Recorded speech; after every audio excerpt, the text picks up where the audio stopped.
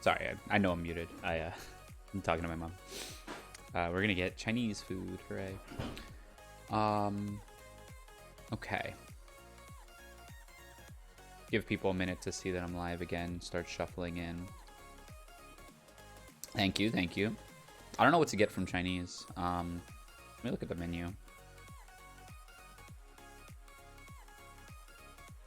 I don't know what I want. Maybe like chow mein, chow fun. Chow fun kind of sounds good. Oh, they have sushi here too. Hard choice. Let's see. I definitely don't want chicken. I don't ever want to see chicken again in my life. This is actually really funny. This is actually really funny. So when I flew up to Combo Breaker, I was making an outline of my debut PowerPoint.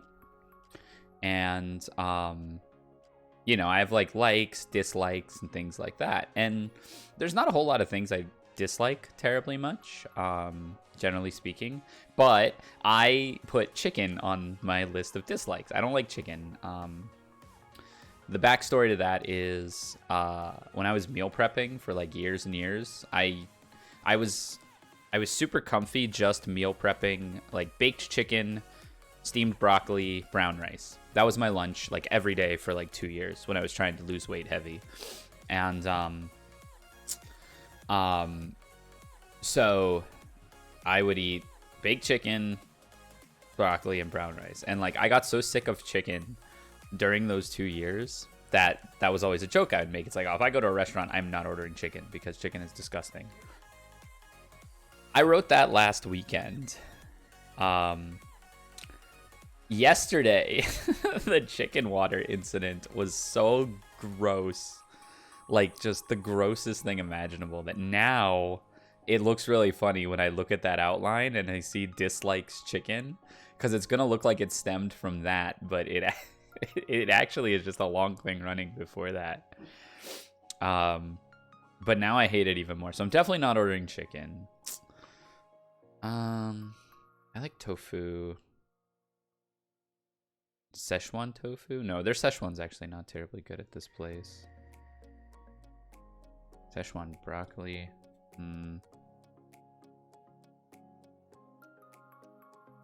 Oh, they have General Tofu? That sounds super good. I'm gonna get that.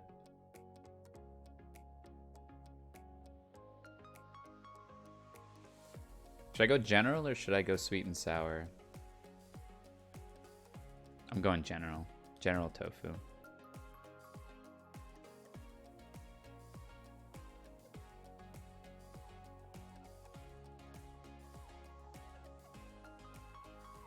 Yeah, I like sweet and sour or General pork as well. But I'm gonna go. When I type out General TSO, my phone autocorrects it to TOD at like like touch of death. Tofu. Oh, that comes with white rice. I don't know if I want white rice. Do they have it as a meal? This is really engaging stream content, by the way. Ryer orders Chinese food.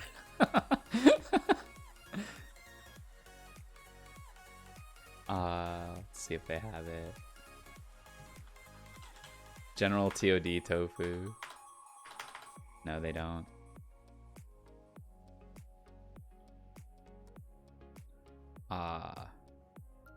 General TOD chicken that's a pretty good like Steam name. I want Red Blade tier like tags. He comes up with the best ones. And then like a small. I want fried rice too. I'm gonna get fried rice and white rice. It's so fat, but I don't care.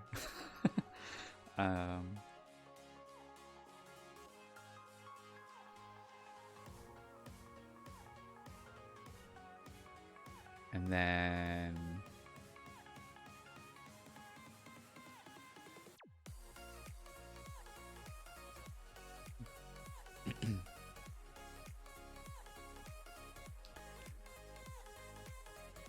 And then probably nothing from the Japanese menu. That's probably enough.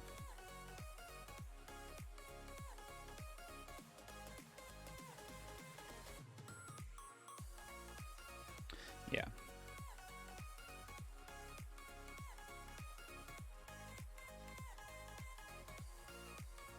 Okay.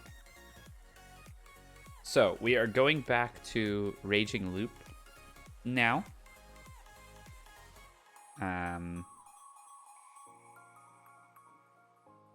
We are 7 parts in, and I kind of want to go long tonight. So I want to see how far we can get. Okay, so everyone who's trickled back in, welcome back, welcome back. We are now actually doing the thing. I'm no longer ordering Chinese food. So Raging Loop, we are on our... Oh, so obligatory spoiler warning. Oh, I should cut out me ordering Chinese food from the VOD. That is probably something I should do. I remember to do that. But we are on our... So spoiler warning for Raging Loop. If you are not caught up on Raging Loop or don't want to be spoiled, if you're just here to chill and don't care, no worries. But if you don't want to be spoiled on Raging Loop or you want to catch up yourself, you can catch all the previous parts on my YouTube, which you can see down there, and whatnot. So that's your spoiler warning. Get out now. I forgot how that thing works. What thing? Maker? Wait, what is that? Marker. Marker. Yeah, I should mark it too. Let me do that. I think it's /marker. Anyways, so we are on our second loop. Technically, we've gone on multiple loops, but this is the second time we've actually gotten to the town. And the first time we entered through the Saranaga, we were kind of a pariah. We didn't get to partake in the feast, and we ended up dying. Everyone in the town died. Yeah, oh my god, what's his name? Oribe, the older Oribe child, Haru and Tai Yamawaki, they won the first loop. We're on our second loop now.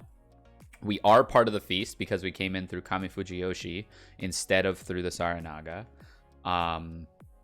And we are the snake in the feast.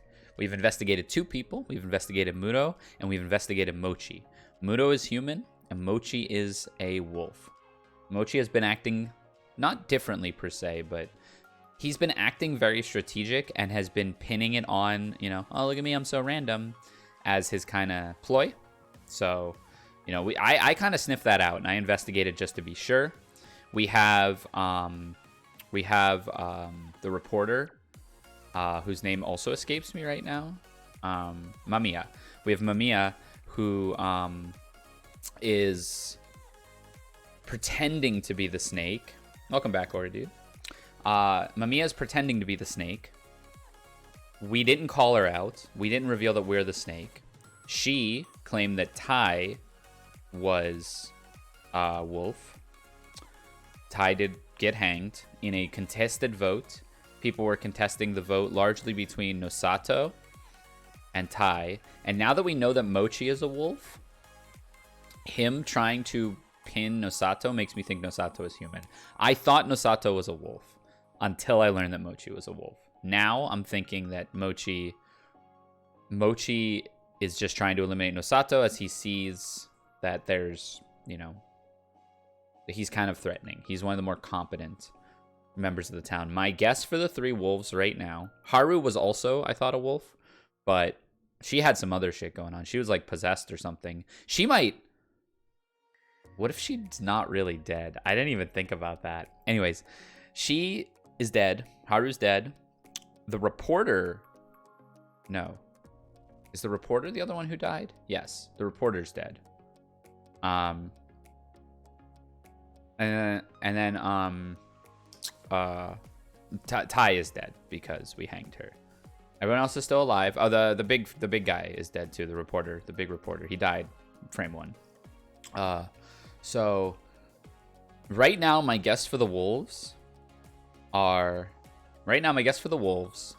I never thought Mamiya was a wolf. I thought Mamiya was the badger. So, right now, my guess for the wolves. Mochi, confirmed, 100%. I think Kaori is a wolf. And I think that the old man who cried wolf is a wolf. That is my guess. So, yeah. I think Mamiya might have, like, killed Haru or something and broke the rules and died to the corruption. Kaori is acting kind of suspicious. She's acting a little differently. She's, like, extremely passive. And, like, she's kind of going random on voting and stuff. So I think she's a wolf. She had that secret meeting with the older Oribe child, whose, again, first name escapes me, and her two sons. She had a meeting with her two sons. Mochi and Haru went to check it out. The reason Haru died is because Mochi and Haru going to eavesdrop. And this is actually, I think this is Mochi's play to get the elder Oribe, the one of the monkeys, out. I think he's going to say that they were talking wolf shit and try to get him out. Oh, Chieme is sus too, right? She also followed Mochi. Yasunaga, that's it. I don't know why. I think Yasumizu and Yasunaga were confusing. Like, I'm like, it can't be that name. Yeah, so Chieme is also sus. I think actually Chieme is probably a more likely candidate than the old man who cried wolf. But we'll see. Let's get it started.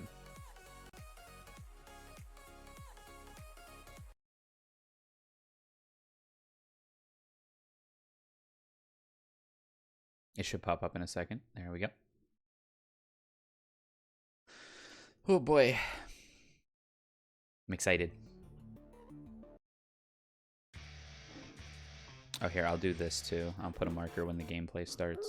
Normally I don't timestamp the Raging Loop ones, but that was a long intro. Oh yeah, we gave Rikako, it's the Rikako love interest line this time. Okay. Those who died were Haru Makishima and Hisako Mamiya. When Takumi-san told me that, I was more confused than shocked. Why? Why them, of all people? However, I couldn't spend a lot of time thinking. Takumi-san predicted that Kanzo-san would go on a frenzy if he saw Haru-chan's corpse. That reminded me of the time he'd run up to her when she was acting weird.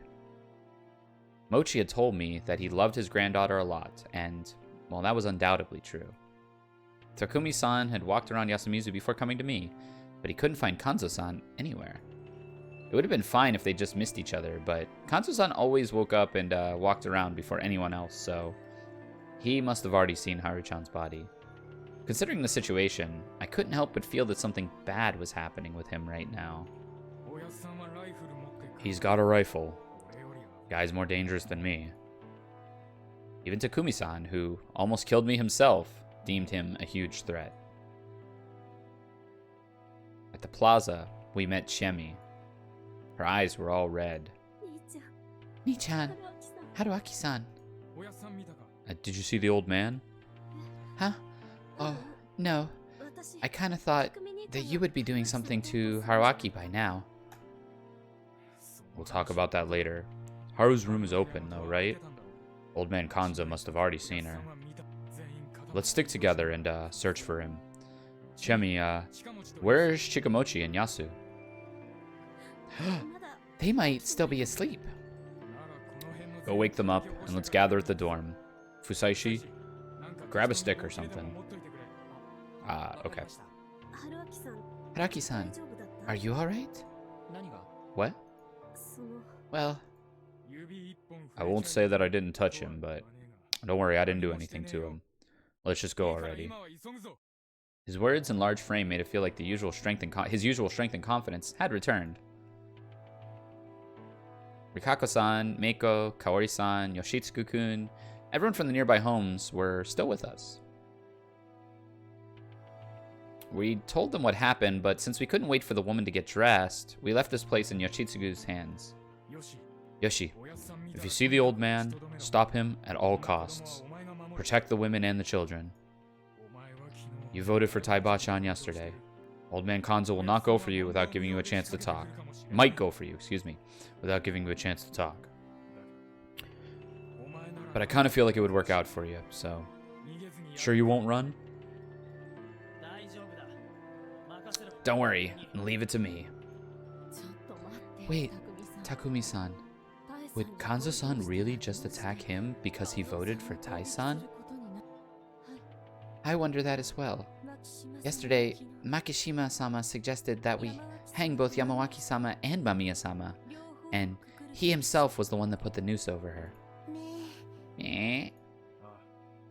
Yep, unlike me, he probably wouldn't go apeshit over Taiba-chan.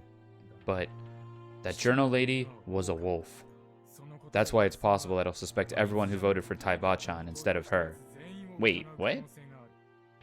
Oh! No. Hello? How'd you know he... What? How are you saying that? Yeah, what's with the confidence? You know something about that woman? It was tense. It was entirely possible that Takumi-san was about to reveal that I was the snake. However, I got a different response than I was expecting. You'll understand when you see her. What? As the three of us went uphill, an unpleasant reek tickled our noses. Well, he knows that we're the snake, but that was not the response, huh? We arrived at the concrete stairs near the dorm. Fusaishi, watch where you're stepping. I thought there was no deeper meaning behind those words, but then I saw the blood near my feet. Did she die while she was morbed? I wonder. A corpse. If I hadn't recognized it as such, I would have assumed it was a piece of modern art. Not because it was beautiful, but because it seemed so artificial. She was spread out. She was whittled down. All parts of her were torn, pulled, stretched in all directions. She actually covered the entire staircase. Muscle, fat, skin, tendons, hair, keratin, enamel, mucus parts, cartilage, eye lenses, clotted blood, excrement. All that had comprised this adult lady yesterday had been spread out over a large surface. It felt like I was looking at an anatomical drawing. It felt so artificial you could barely tell it was a dead human, but I didn't really know what to make of it. Yikes. Hold on. Sorry, just got a message. I want to make sure it's not important. No. One thing was clear, though. There was no special knowledge or intent behind this. It was pure, unadulterated violence that simply departed once it was complete. At the center of it all, you could find half of the bones needed to complete a human being. Jeez. But a part of the face was still intact, which clearly revealed that the corpse belonged to Hisako Mamiya. She died outside her room. Wait, that means she's not a wolf, right? That was why he'd said that. Chemi covered her mouth. I told her she could vomit if she wanted, but she said there was nothing left in her stomach. She must have seen this when leaving the dorm and passing through here. We ended up avoiding the stairs and went up the steep slope instead. The grass below was wet. Thinking that some of it was caused by her fluids, I became a bit disturbed. Haru-chan would have fainted if she saw this. Yeah, she seems to have died to the corruption, but... Though the thought remained with me that she, too, was no longer with us, casting an even deeper pall over the scene. We arrived at the dorm without anything else happening. But that doesn't make sense. Yeah, I just ordered Chinese food, too, and I have an iron stomach. Nothing like that. I'm all good. I swear. Mochi was sitting on the stairs. It was the first time I'd ever seen him sad. Haru-chan is dead. Fucker, you killed her. What are you doing? I thought he was unique enough to treasure something regardless, even if it was dead or alive. I think for sure that confirms that she's a badger. I guess, yeah. Maybe she ran out thinking, oh, I'm on the wolf side, I can help you, and then womp. But that said, if we didn't already know Muto was human, him calling her a wolf after that exchange would be really suspicious. But we have him as confirmed town. However, Harcham seemed to be the exception for him. Last time, I'd found out that he liked her, but I wasn't sure if it was just that simple. Nor did I see the point of thinking about it. Where's Yasu? He's upstairs. Yasu! After getting no response, we walked past Mochi up to the second floor. The door closest to the stairs was open. Yasu, you in there?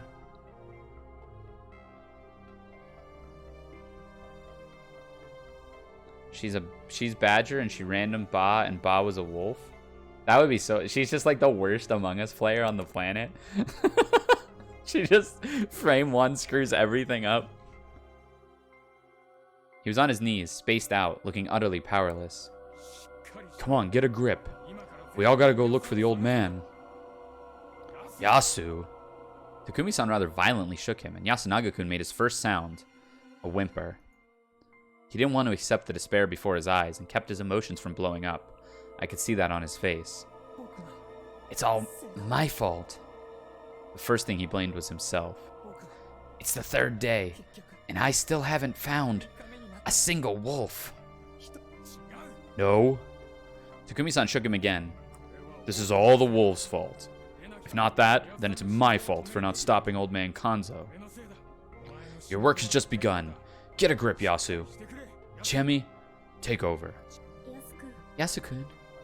She opened her arms. Yasunaga-kun refused the embrace, lightly pushed her aside, and left. She glanced back at me for a moment. Her expression felt hesitant to me. Or was I being too conceited? We'll be downstairs, Yasu-kun. Yasu-kun, wait up. Chemi chased after him and tried to take his hand, and then I lost sight of them. Man, this is just horrible. I heard it from Chemi, but still. Takumi-san looked back into the room. It's messed up. I felt the same way. Jeez. This was nothing like the work of the wolves from last time. Kanzo-san had his face crushed in, and Takumi-san had been shot in the head. Last time, Yasunaga-kun and Tai-san had both prioritized the head. It was a brutal yet efficient way of quickly taking their targets' lives. This, however, was the reverse. Haruchan's empty, somewhat sad expression was preserved perfectly. Though stained by blood from her mouth, her deathly visage was beautiful, in a sense. The rest of the body, though, was a complete mess. She was lying on a futon, covered in aged, casual clothes. For some reason, it didn't seem like she bled much. It was clear that she was beat up with a blunt instrument. Everything beside her head had been thoroughly crushed by something heavy. She was like a pancake for, oh my god. Her limbs were bent in unnatural ways that made it seem like she had no bones. It was an excessive way to kill someone, and her face was clearly left untouched. On purpose. Her face was left untouched. It was openly malicious, like the killer was toying with her. Profiling wasn't my area of expertise, nor was I particularly good at it. However, I couldn't help but drawing a certain conclusion. The wet, bloody footprints made it clear that this was, like last time, the work of the wolves. However, these wolves were far crueler than the previous bunch. Prioritizing the search for Kanzo-san, we left cleanup for later and quickly returned to gather the others. Who has the propensity for brutality in the town? Unless it... No, it couldn't have been Mamiya, right? Who could be that brutal in the town? Chiemi. Oh, no, dude, I think you're right. I think you're right. She could totally get that violent. Shit. Oh, no. And then Mochi may have left the face. That's fair. Mochi may have done it and not wanted to hurt her face. So you can look at it two ways, right? You can look at it like... Yeah, you can look at it like they didn't want to hurt the face, or they have a propensity to be extra violent. Mochi and Yasunaga-kun joined us, and the five of us went to the Nosato mansion next to meet up with Kinosuke, who was just passing through the gate. He was surprised that two people had died, but he was more bothered by the fact that Kanzo was nowhere to be found. It seemed to scare him. He has a gun, doesn't he? This seems dangerous. The old man I knew would never use it on people. Yeah, psych. He's like a different person with the mist around, though, he added. Kanzo-san had already pointed his gun at people. Takumi-san didn't want to see Kanzo-san as a threat, but it was clear he didn't trust him completely. His blind faith in the locals had vanished overnight. It probably wasn't virtuous in the general sense, but in the current situation, that naivete had been his only weakness. When we went to Tai-san's house, passing the supposedly empty construction site along the way, we still couldn't find Kanzo-san or anything out of the ordinary. Kanzo-san killed himself or something. After that, we went back to the plaza. In the dining hall, we found Yoshitsugu-kun and the women, who were now dressed. They looked worried, but aside from that, everything was normal here too. We left Kyonosuke-shi and Yasunaga-kun there as, well, some extra defense. Yasunaga-kun was still in a state of shock, and everyone worriedly agreed that he should be with his family now. Then we went to the north, downhill, but we still couldn't find anything. I'm gonna get old man jump scared. Let me put my drink down so I don't spill it. Takumi-san then parted some bushes for some reason, and as it turned out, the old wolf guy lived around here. This made me realize that I hadn't seen his place yet. Once we arrived there, my first impression was that it didn't even look like a house. It was more like a wooden shed or storage room with frames that were barely stable and a door that didn't seem to fit properly. It honestly didn't seem like it would qualify as shelter, but it wasn't all that much better than the outhouse that I had hidden in the first time. Around it, there were lots of useless things like small pieces of cloth and rusty farming tools. Apparently, he had a tendency to go around Yasumizu and collect, steal, these sorts of things. He's a little goblin man. He's just running around and taking the shinies. He's a little goblin. He wasn't in the hut. The open door made us nervous, but there was no dead body inside. After some more searching, we found the old wolf guy laughing around the pine and joined us. Want to become famous?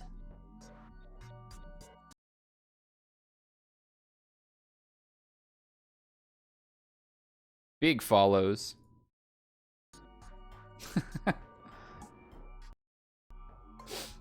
After some more searching, we found the old wolf guy laughing around the pine, and he joined us. We wanted to be famous. We now knew the whereabouts of everyone except Kanzo-san, and the body count remained at 2. We then checked Kanzo-san's house again, and it was still empty. We didn't see Kanzo today. It's possible that Mamiya got him as a badger and was like, this guy being alive is bad for the wolves. So Mamiya might have died killing Kanzo.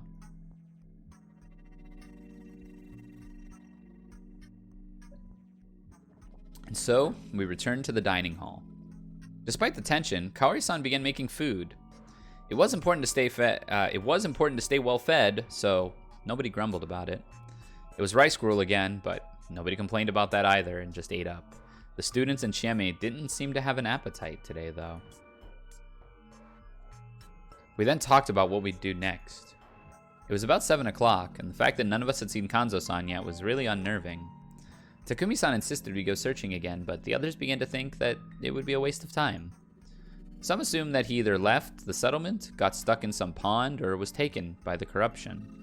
Though these were all major problems that would require us to find him as soon as possible, most of us just didn't want to continue. It seemed to me that, while Kanzo-san may have had a lot of influence here, and many depended on him, a lot of the villagers had a latent aversion to him. In the end, though, we just couldn't ignore the possibility that he might have been lurking somewhere, gun in hand. Late night snack? Oh, brother. That's... Once again, well, for the first time this loop anyways, a search party was sent out. Takumi-san, Chiemi, Mochi, and I, all went around the Misty Settlement, but we couldn't find him. So this is potentially 2 wolves and 2 humans. Just what's going on here? No clue. I feel like we're wasting our time here. I had no evidence, but I kind of felt the same way. Soon enough, we just went back to the plaza. Fusayuki-san! Hey, Meiko. It's been a while since I'd last spoken to her. We hadn't talked once yesterday, and it seemed to me that, well, until she found out and it didn't seem like it'd be a while, until she found out my name. Wait, I read that. I butchered that. I'm so sorry. And it seemed like it'd be a while until she found out my name. What's wrong? Where's Rikako-san? One-chan is talking about some difficult stuff, so I'm playing outside. What are the people in the dining hall doing? What if something happened to this girl? Meiko-chan voted for Taiba as well, right? Huh? Anyways, what's up? I saw Oji-chan. Huh? Old man, what are you doing? He'd been right under our noses, specifically the hall where we held the feasts. He was exactly where he would be during the feast. Right next to him, there was an empty bottle of divine sake. Oh, he's smashed. Kanzo-ji-chan, about Haru-chan. Don't say it. He pushed away the bottle and stood up. He didn't seem the least bit drunk. Oh, never mind. In fact, his eyes were even sharper than usual. Haru is gone.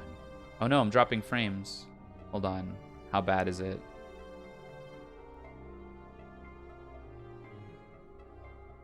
I think it's recovering. Alright, we're just gonna keep rolling. Hopefully it recovers. All that's left is to bring an end to the feast. That's it. In other words, the daily morning patrols he was always doing was for Haru-chan's sake.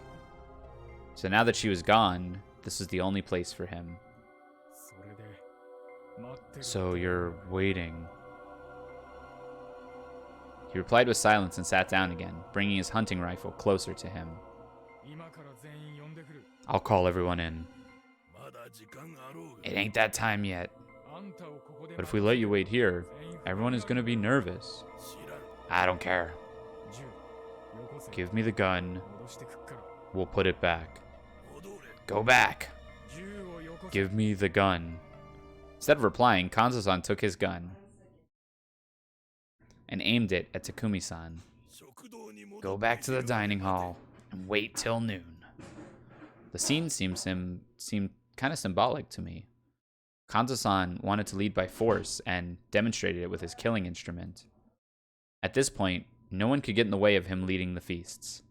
But then, something I didn't expect happened. Ooh! Hey Mo, what's up? It was right then when Kanzo-san seemed to have finished talking. Look at that! Big punch.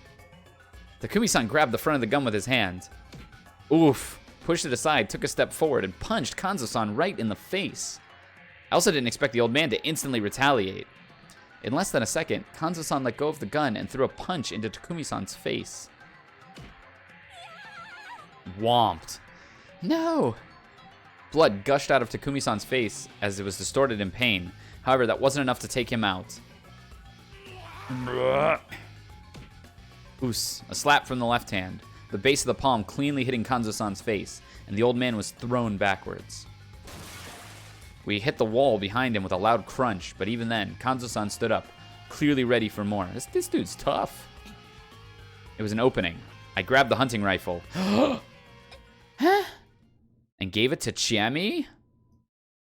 Things were going so fast that I forgot I wasn't supposed to know that she knew her way around guns yet. No, you're also not supposed to give a rifle to a wolf, brother. Chi! Take it apart and throw it away. But Takumi-san understood my intention. Ah, right. Chiemi turned around. Kanzo-san tried to chase after her, but Takumi-san, Mochi, and I held back. I know how you feel, but guns are unfair. So what? Can't trust no one. I gotta protect Yasumizu. What else could I do, huh? You can trust someone. Takumi-san glanced at me, but I couldn't agree with him in this situation. I could reveal myself to Kanzo-san, but not in front of Mochi. Even if someone had been eavesdropping on us, when I told Takumi-san, it still wasn't the time to reveal it. I wonder if you could do it in front of Mochi if you didn't know Mochi was a wolf here. That would be interesting, right? Okay, hold on. Just got a ping. Gotta make sure it's important.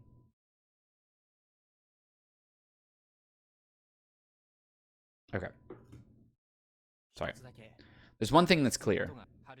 The wolves went for Haruchan to get to you, Makishima-san. You understand that, right? Making the situation even harsher, like you are right now, is exactly what the wolves wanted. Don't act like you know, even though that's perfectly logical. I do. After all, everyone here is starting to fear you. You're the ones who started it. If it weren't for the gun, I'd be apologizing for suspecting you by now.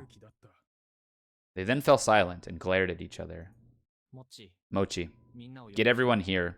We should start the feast right now. You're right. We wouldn't want to leave the old man alone. Kanzo-san grunted, displeased, but offered no more protest towards starting the feast. Honestly, there was no real reason why the time for the feast started had been decided when it was. Kanzo-san was only doing it at the same time as the first day. The fact that he insisted on the usual time so strongly helped brandish his gun, that he brandished his gun over it, made me feel like he was more obsessed with control over the situation than actually thinking things through. Don't act like you know implies that he thinks you're human? Yeah, probably.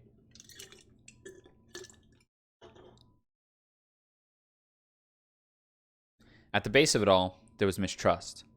He couldn't trust anyone, so he simply repeated whatever had brought him to success so far. It'd be good if that led us to victory. But the feast really had to be approached like a game. There was no single way to win, and there was competition. If you could read the enemy's strategy, you could also outplay them. That was significantly easier for the wolves.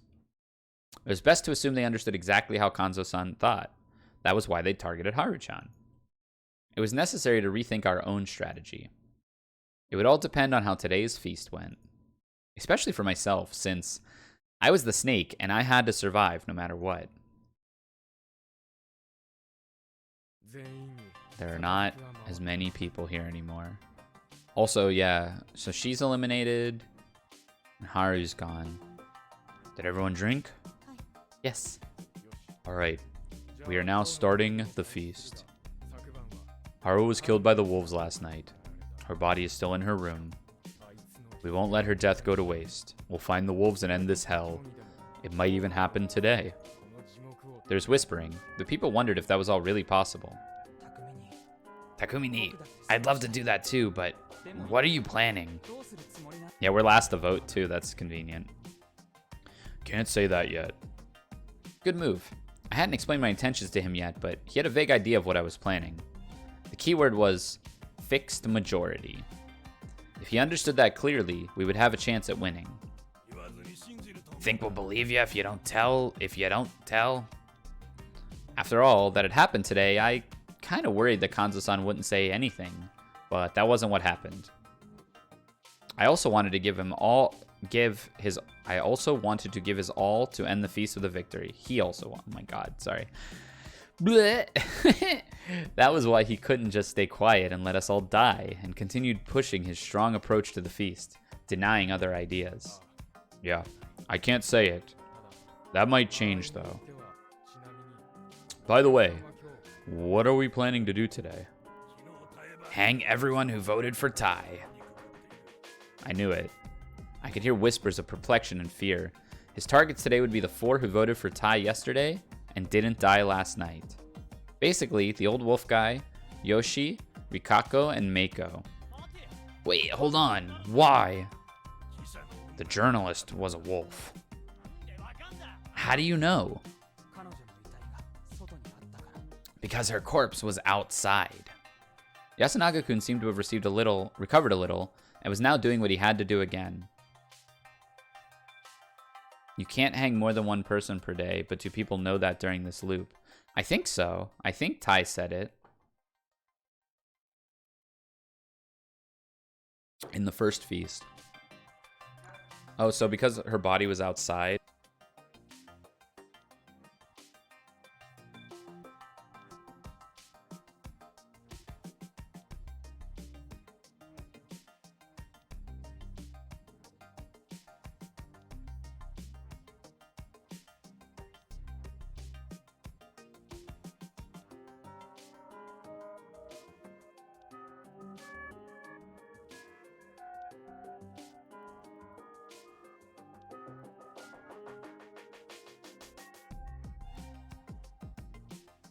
Yeah, I don't know what being outside would have to do with anything.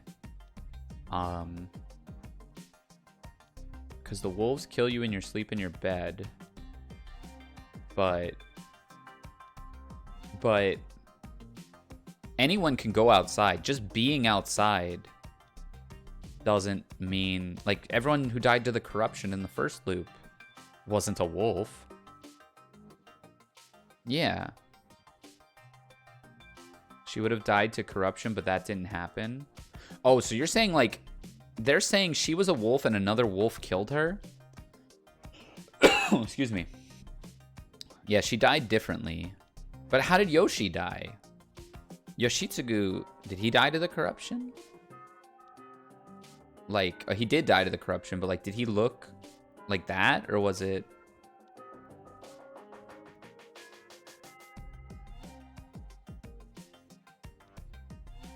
I'm a little confused. Yeah, no, it doesn't make a whole lot of sense. Yasunaga couldn't seem to recover. Yeah, we read that. Yeah, he was a puddle, and she wasn't a puddle, so, like... But how did she die?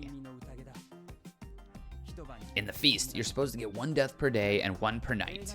The fact that 2 died in 1 night means that something unusual happened. Haru-chan was dead in her own room because she was visited by the wolves. Mamiya-san's body was outside her room, and judging by its state, she was probably taken by the corruption. What? But what is that? How does that make her a wolf? Haru-chan was in a bad state, too. I know, but her case was still something that could have been done by humans. Mamiya-san's was on a whole other level. What about it? She just walked around at night, didn't she? Yeah, exactly. Then how does that make her a wolf? Wasn't it the old hag? That's because... Wait, Yasu. Let me say it. Okay.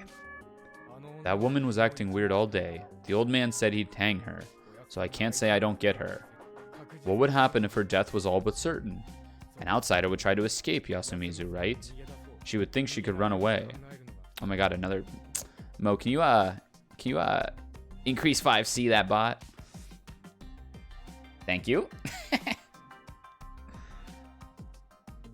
What would happen if her death was all but certain? An outsider would try to escape Yasumizu, right? She'd think she could run away. But the lady didn't do it.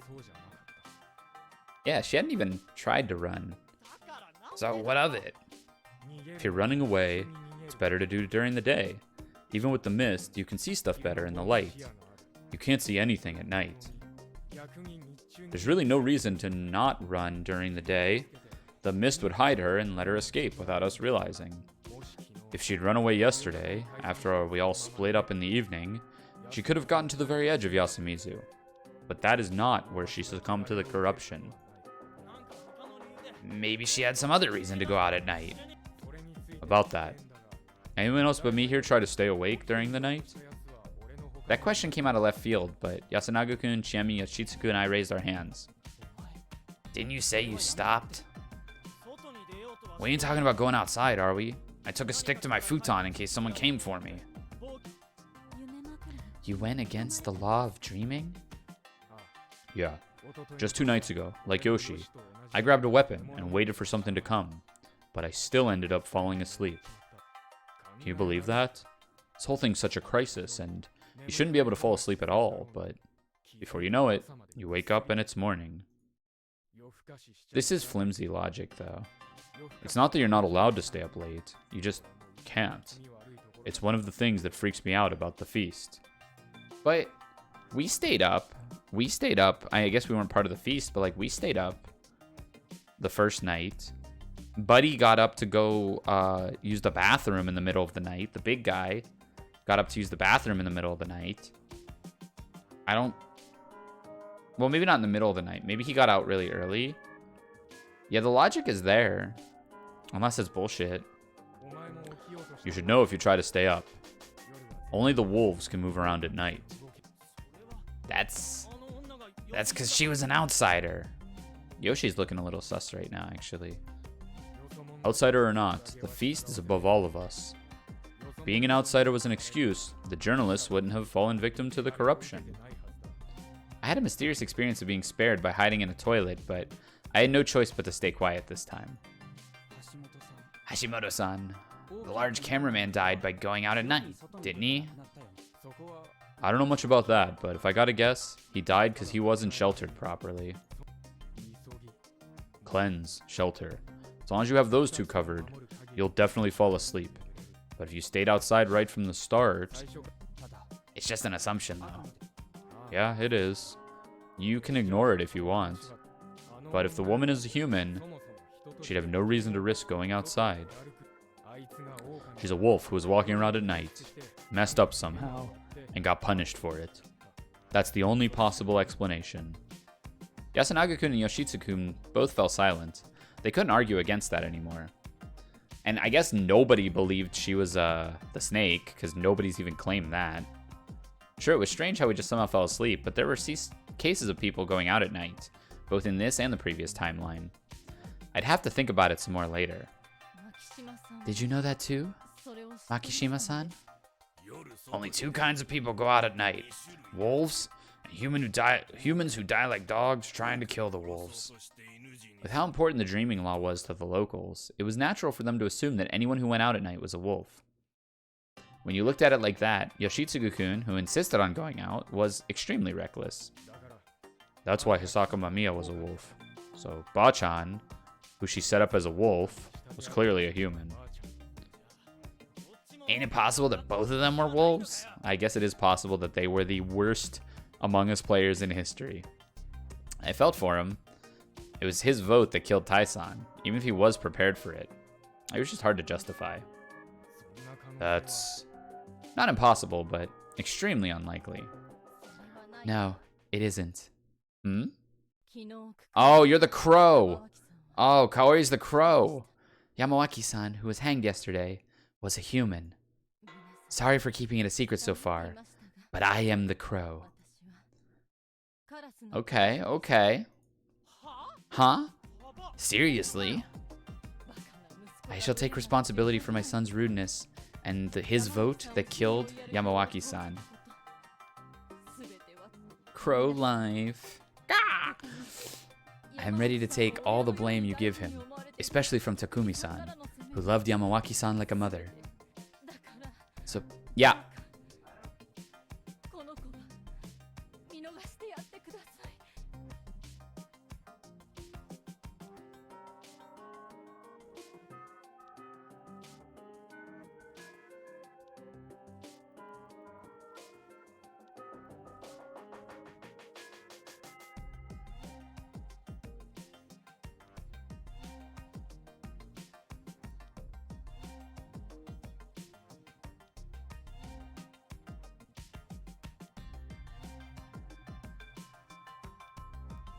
They were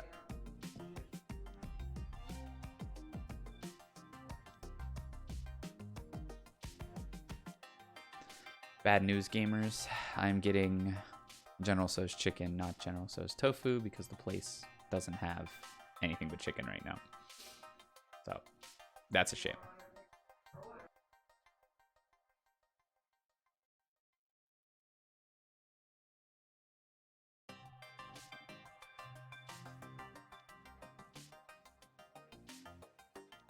No, they called back and they're like, we don't have any of that. We got chicken though. And again, after I'm gonna eat it, but like after dumping chicken out of my sink for like 2 hours yesterday, I hope it's well breaded is all I'm gonna say. Her voice was sincere and sorrowful. So she put her hands in front of her and placed her forehead on the floor. I actually think Yoshi might be a wolf here too. Oh, Mo, I'm not even gonna talk about what was in my sink yesterday. It was so gross. Wait, stop. Hey, I'm the one who voted. You had nothing to do with that. Yeah, it was bad. The chicken, like, my sink backed up with like fatty, like, chicken and wet dog food and like other stuff, and like literally the whole sink was full of brown liquid that was like chicken grease and chicken fat and dog food, and it was just clogged, like deep clogged. Oh, that's probably how I looked yesterday. I'm eating chicken right now, bruh. Takumi. Don't worry, I know. Kaori-san, Yoshi. We ain't talking about who's to blame for Bacha's hanging. But... no buts. No one said it was a mistake back then, so we're all to blame here. The votes that killed her are more like something to help us decide what to do, not some sins that get the noose around your neck. Is that right, Yasunaga? Yeah, that's exactly what I thought. Are you sure, though? How am I liking this route so far? Pretty good. I don't like that Rikako is the love interest, but, you know, we can deal with that. I won't forgive the wolves, or whoever got them to kill. I'm with the old man on that. Kanto-san slightly opened his eyes, looking surprised he'd come up, and then looked away with a humph. Something's bothering me. Can I say it, Takumi? Yeah, of course. Do we have anyone else claiming to be the crow? Oh, good call, good call. Yasunaga. Rikako is cute. Rikako fan? Not a Chami enjoyer? I'm a Chami enjoyer. I know, I want to believe, but this is what's expected of me here. Do we have any other crows besides Kaori Oribe? Bro, you damn... Yoshitsugu? Silence. Learn from his example. Yasukun. I felt the power balance here in Yasumizu was shifting. Kanto-san was losing his influence, and Takumi-san's authority bridged the generations. That amplified Yasunaga-kun's voice, putting him back at the front. However, this was a temporary thing that could only last when Kanzo-san's high-handedness was failing. That is true. I have never done that.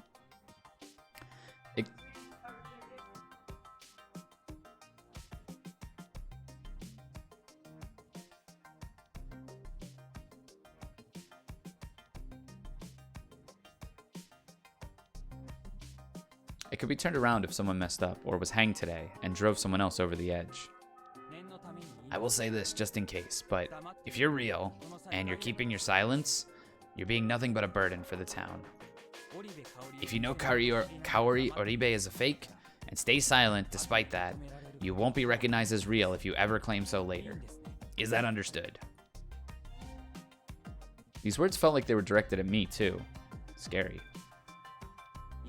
Looks like we have no one. Wait. We had no one come out against Mamiya's claim that she was the snake, and she turned out to be a wolf, didn't she? And now we have a whole 3 less people than yesterday. Isn't it a bit too early to decide she's real, just because no one is revealing themselves now? It's true. Haru or Tai could have been the crow. Yes, you are right. But the possibility that Tai or Mamiya-san were the crow is extremely low. Exactly. Tai-san would have revealed that before she was hanged, while Mamiya-san wouldn't have had a reason to pretend to be the snake if she was the crow. There's nothing that says Haru-chan wasn't the crow, but I know that she was absolutely terrible at lying and keeping secrets. She didn't act like she was hiding a guardian, and we were together most of the time. Yeah, Kyo's one of them slime balls. I'm confident I would have noticed any signs that implied that she was the crow. The possibility that Kaori Oribe is a wolf, who realized that Haru-chan was the crow before I did, and then killed her to take her spot, is pretty much zero. What he's saying is his mom is dumb. There's also the possibility that Haru-chan hid her role until the end, and the wolves just happened to hit the crow by killing her, but that's unlikely too. None of those who died were the crow. Can we agree to that? Your proof that Haru Makashima wasn't the crow is thin and circumstantial. You weren't the only one close to her, were you? What if a wolf that was also close to her realized she had the guardian and told Kaori? You can't deny that possibility now, can you? Yasunaga-kun kept his eyes straight. To me, it seemed like this is a way of preventing the doubts from taking root. Wait, did you just suspect me? No way. Mochi would never kill Haru-chan.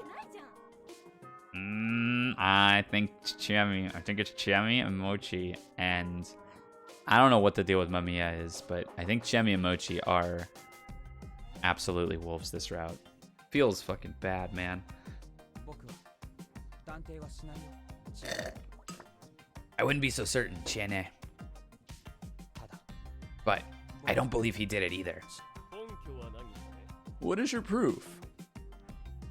What a strange silence. It didn't look like he had nothing to say. More that it was hard for him to say it. Come out as the snake right now? Come on, you said it yourself, Uncle. I'm an eccentric. I can't understand how others feel. I was with Haru-chan and Yasun because they don't mind no matter what I do. All I know is that they're good guys. I don't care about anything else. You should say it too, Yasun. Tell him that's... Oh, shit. That's a good play, huh? That's a good play by Mochi. Because now, I mean, now we gotta just nail him, right? But like... Yeah, like, alibis have been made. And if I wasn't the snake, let's say the snake pinned Mochi right now, and it wasn't me. He latched on to somebody strong, me, as like, hey, we've been chilling together all this time. So if the snake came out and was like, Mochi's a wolf, he 2-for-1'd, you know? Or he at least he more than 2-for-1'd, because the wolf's got kills and stuff already. So like, decent play. I wouldn't say so. Anyway, I find it hard to believe that... Oh, he said Yasun. I thought he said Hassan. But same exact play, right? Latch to somebody strong. So if the snake outs you, you take someone with you. Anyway, I find it hard to believe that Haru-chan was the crow and got killed because of it. I think the crow is still alive, and it's her. Yes, I am the crow. I see. Very well. Even I understand I am pushing it with these theories, so I shall keep to myself a bit. I do think Nosato is human. We know Takumi's human. We know he's human. I do think she's the crow. Nosato's human. We know Yasun's human. We know we're human. So it's like 2 out of these 6 or so are wolves. And I think it's these 2. And it could be Yasun, Yoshi too. However, since we can say the same thing about the snake as well, that means the real one is still alive, right? He was right. That was the right way to look at it, and it was true. Let us push aside the reason why he or she didn't say anything when the fake came out. Is there a guarantee that the same thing isn't happening again? Oh, yeah, you can't see my mouse. It's Mochi and Chiemi, I believe. So Mochi, Yasu, and Chiemi, I think, are probably... They're my top wolf candidates right now. I thought Kaori was, but if she's the crow... Parasite Gambit is weak early. It's a late game strat. Interesting. I love how all these have names. What if the other fake's shown up and the real one's keeping their silence? Just like yesterday. You're just pushing it again. There's no way she's lying. If the journal was a wolf, then the old hag was a human. Even a fake has no reason to lie. If the goal is to make people trust you, it's best to speak the truth. Even if another crow shows up today, they could only tell us the truth we already know, that Tai Yamawaki was a human. Oh, you're making them up? That's funny. And we would have no way to tell whether old Lady Uribe or the other, or whether Lady Uribe or the other was the real crow. His assertion was a bit cynical, but accurate. If he was the modest and cautious one, he would be way more valuable to the humans. I must object to that. After all, Mamiya-san was a wolf who wanted to use the Guardian to survive. However, Kaori Uribe revealed her Guardian while begging to take all the blame for Yoshitsugu. It's neither wise nor right, but I believe it's the real her talking, not a cunning wolf. The foolishness proves it, you say? That is my reason for believing Kaori Uribe. Damn, that's a burn. Higuchi's wife is gonna protect Yoshi, even if he is a wolf. Clinging to someone strong right now is Garbo, because if you hang the strong human, it's a blow to the wolves, and if you hang them both, it's fine. Humans are a resource. My heart skipped a beat. Kanzo-san's voice was like a rumble, and just like before, it was dense with gloominess and anger. He had a point, too. If it were for her son, Kaori-san was capable of breaking the feast's mental shackles. We remember this. You old fart. He's not that type of guy. He spoke forcefully. If he was a wolf, he'd declare it and go around killing us directly. That's just how he is.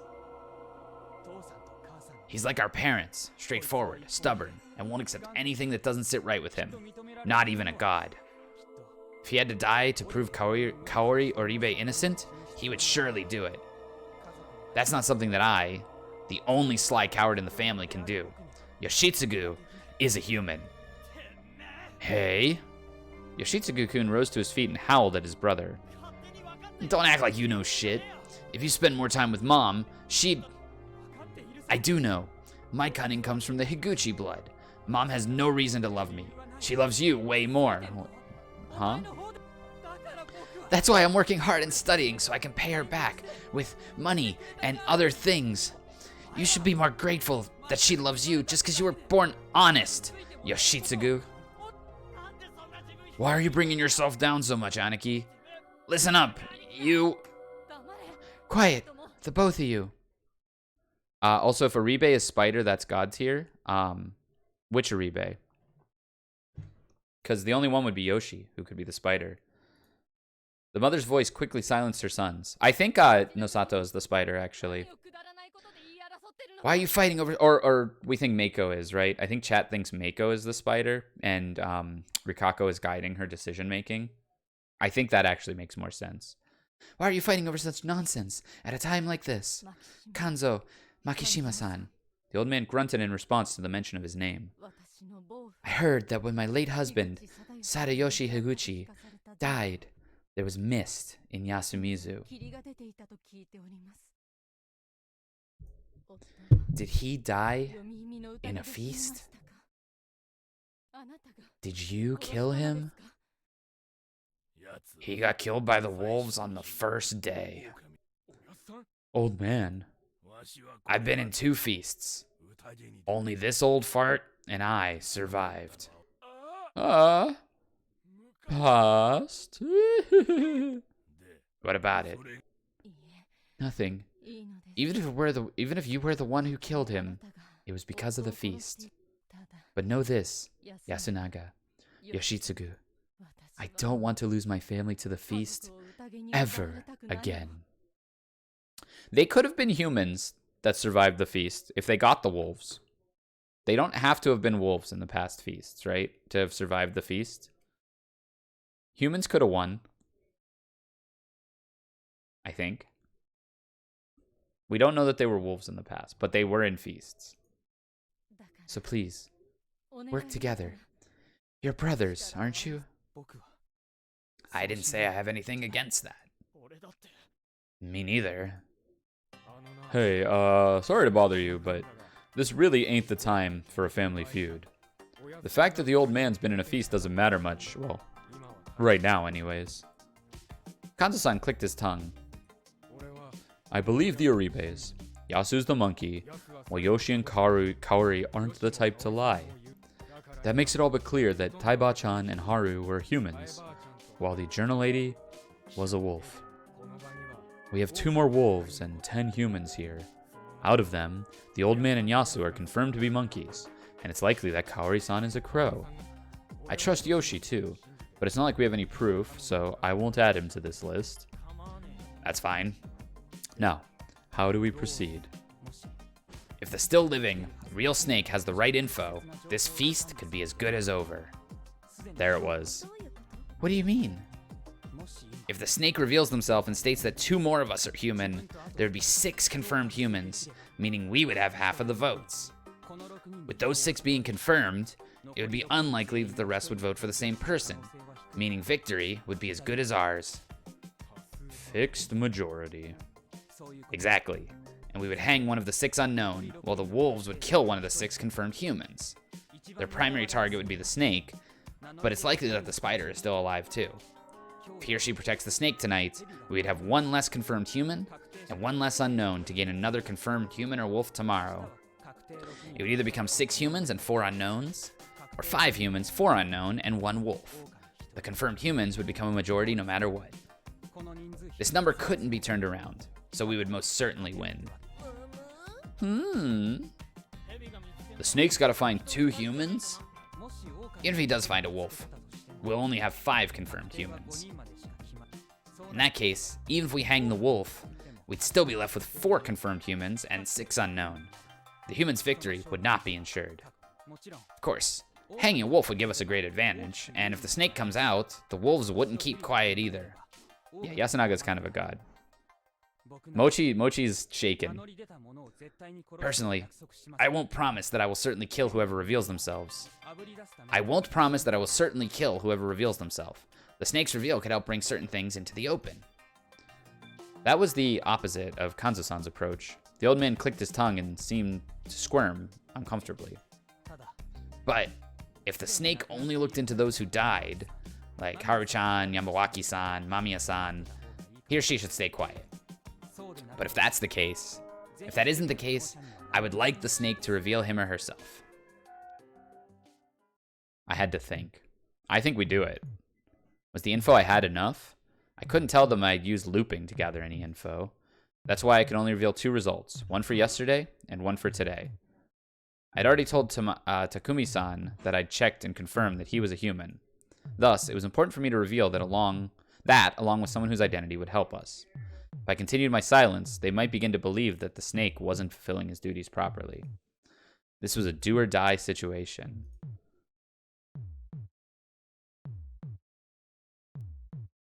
Oh, man.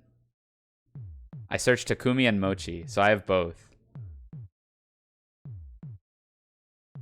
I'm doing it. I'm gonna reveal. I must, right? I gotta reveal. If I reveal, let's just think this through. If I reveal, they're going to lash back at me. I probably die. If I reveal, they're gonna lash back at me. Mochi especially is gonna latch back at me. But then we can see who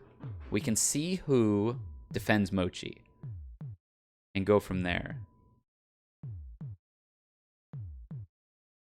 Yeah, we could have reloaded that night and gotten extra info. That's true. Interesting. I'm doing it. I had the evidence to reveal myself. I had a safety plan all set up. However, I also knew it was a ticking bomb that would likely throw things into chaos. Still, I'd already made up my mind, so I couldn't hesitate. Also, I think Yasunaga's getting targeted by the wolves tonight. Yes. Everyone looked at me when I raised my hand. I was nervous, but now that I'd spoken up, all that was left was to go with the flow. I, Haruaki Fusaishi, am the snake. Yeah, I want to get Mochi off of the wolves team. I informed them without hesitation. I investigated Takumi Muro and Chikamochi Kamoshida. Muro is a human, and Chikamochi is a wolf. What was that? Mochi is a wolf. Everyone fell silent for a moment. Naturally, there was much commotion and chaos over my sudden announcement. Wait. Chikamochi is a wolf? That's not impossible, but why did you investigate him? Yeah. Besides, didn't you already say you didn't have a guardian? Chemi's a wolf. I don't think Nasato's a wolf still, though. But he's acting a little sus. I didn't say anything back then because there was a high probability I would have been killed if I revealed myself. Obviously, I knew Mamiya-san was lying about being the snake, but none of you would have had any idea. If we'd both survived, the spider wouldn't know which of us to protect, so I couldn't guarantee my safety. If I had said something, the wolves would have had the perfect opportunity to find and kill the real snake. Oh, I see. Take this seriously, Mochi. Don't you get it? You're being accused of being a wolf. That's true. It's probably because I already know I'm not a wolf. Oh no, it's Among Us time. Which means that Hassan would be the real wolf here, I guess? I suppose that idea makes sense, but if Mamiya-san was a wolf, would another wolf really try to play the snake again? Yeah, Mochi's one of my favorite characters. We still don't know if the journal lady was a wolf. Kanzo-san tried fighting back. You can't tell with these city folk, whether she was a wolf or whatever. Maybe she went out wanting to die. Shall I take that as a sign of support for Chikamochi Kamoshida? His silence was not primarily out of doubt for me, but just the same old habit of his. I believe I was asked why I looked into them. The reason is because he wasn't acting like himself. He's normally sharper than this, and not the type who keeps quiet about his ideas. Yet, this time, he chose his words very carefully, almost like he's saying he can't act on his intuition. You talk like you've seen me do that before. See? This was exactly the part of him that scared me. That was merely my opinion, and the observation that led me to investigate you. That's all. Please don't read too deeply into it. I will. If you've known about us for a while, maybe you're a spy or something sent by the village head. There's also your odd tendency to be aggressive towards just me that caused me to suspect you. Like just now. I took a peek at everyone's faces. Yasunaga-kun was staring at the ground, lost in thought. Takumi-san was bewildered, as he should be. Fusaishi, are you saying Chikamochi killed Haru? Kanzo-san's eyes widened. Apparently, he'd finally understood that a suspected wolf could be the one who'd killed his granddaughter. Yes, that would be the case. As if. I care about Haru-chan and Yasude more than anyone else. Sorry to Ri-chan and the others, but I really don't care about Shinai-san, the rules, or this feast. So, how could someone like that kill Haru-chan? If you truly are mad, then you have motive enough. After all, mad people can treasure their loved ones whether they're alive or dead. It makes no difference to them.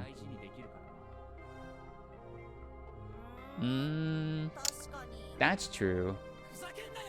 Cut it out, Mochi. Did you really? This is a pain. Hey, Hassan.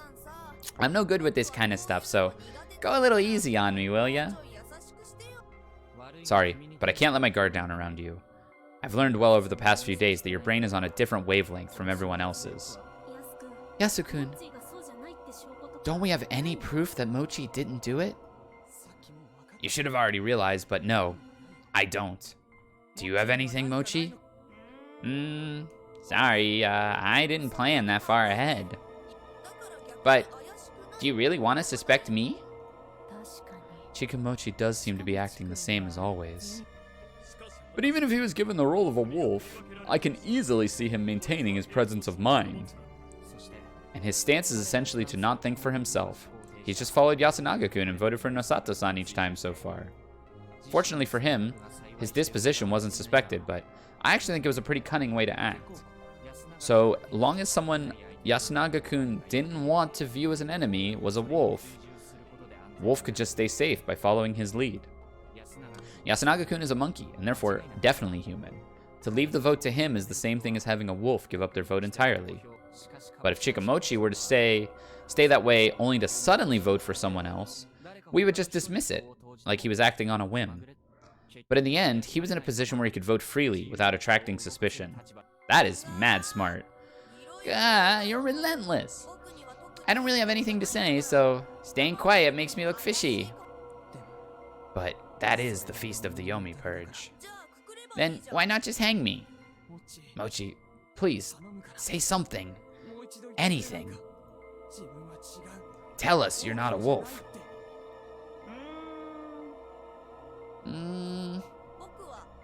I'm not a wolf. Look at me. Oh, come on, Yasun. You know I'm not the type who looks the others in the eye while talking. I don't even look at other people, he said, with a smile. The vote was held afterwards. Yasunaga-kun abstained from voting. Chemi, Kaori, Kanzo, and Mochi all voted for Chemi, Kaori, Kanzo, and Mochi all voted for me, while the rest voted for Mochi, sealing his fate. Is Kaori really just this dumb? I'm also surprised everyone voted for Mochi. I guess we're just trusting that I'm the snake. So, we got him. That's good. He has to die. That's kind of sad, but we're gonna hang him.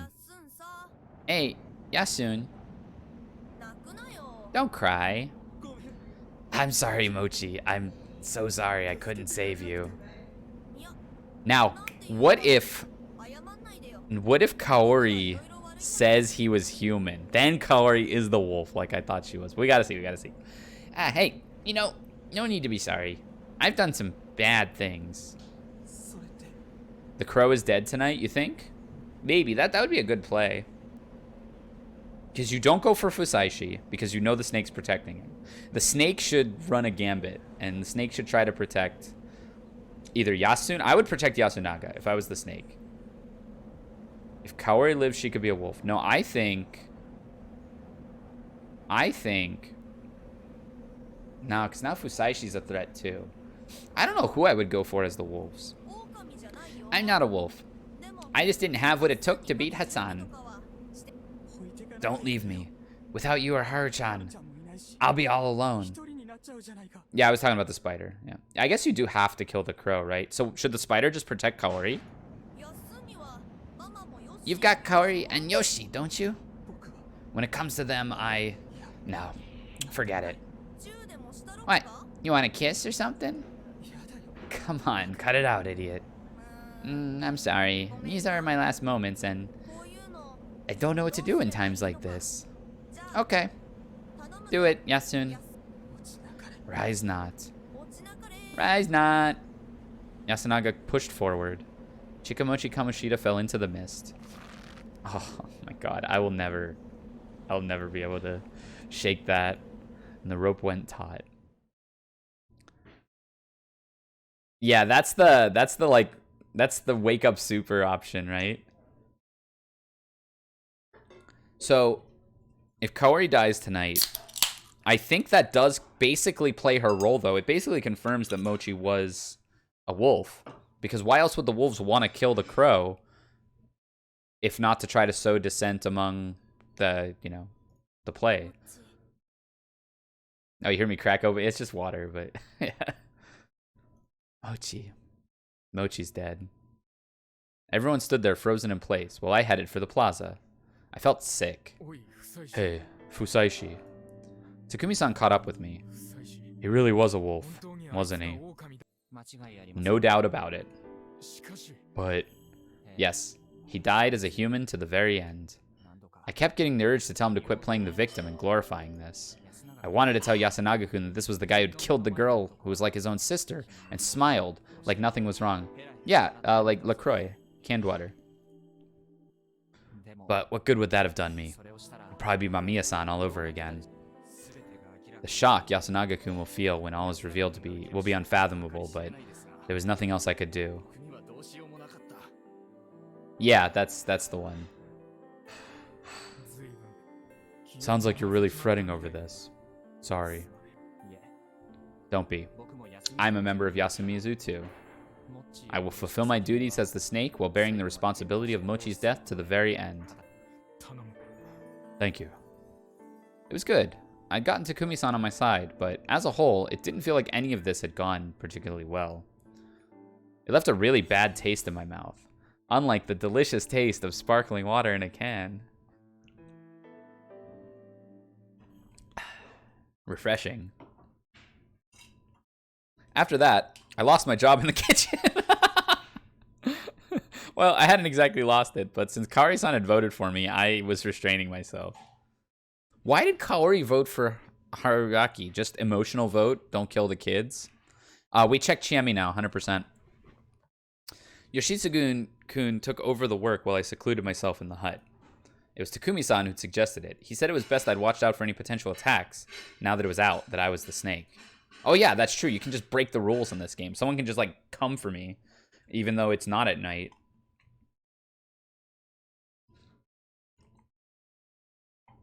He also took over testing the food for poison.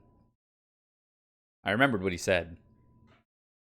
If the spider's still alive, I've said they should protect you. If you're telling the truth, then there's just one wolf left. I want to settle this as quickly as possible. So I told him I'd do everything I could. It felt like Takumi-san and I had grown rather close, and no, not in the way that would make BL fangirls squeal with joy. Damn it! Exposed! I gratefully took my food and was happy to get away from the melancholy atmosphere that lingered after Mochi's death. Takumi-san was right. Just one wolf was left. And from my point of view, I had 5 candidates left. One day may not have been enough to corner them. Did I have any ways to ensure I could end it tomorrow? No, this was a problem. For now, I'd investigate who I considered the most suspicious. As long as the spider protected me, the rest would be a war of attrition. In that case, I had to aim to end it tomorrow. However, I never woke up after that night. No! No! What had happened to me? I didn't even know. I felt like not even the slightest bit of pain or suffering in my deep slumber. But, like the dense mist outside, my sleep appeared to have engulfed everything and become a shroud. Not of this world. Did the spider not protect me? In the end, the loser wasn't even allowed to entertain that thought. Edge. Wow. Okay. Bad ending number 17. No. The spider did the stupid Ryer play. like I would have. Because they didn't want to lose. The wolves going for me, though, is kind of bold. No key. You need keys 10 and 11 to do the other option, or I can do nothing. So am I supposed to... I need key 11. Should I go check someone else out? Yeah, you can get... If I have information 11, I can do the other option. Yeah, we got to go back and look into for key 11. Okay. You need to investigate a non-wolf. So that's going to be Kyonosuke. Kyonosuke is the one to investigate here. I wrote down the name, left it near my pillow, and went to sleep. Kyonosuke is going to be a human. Yeah.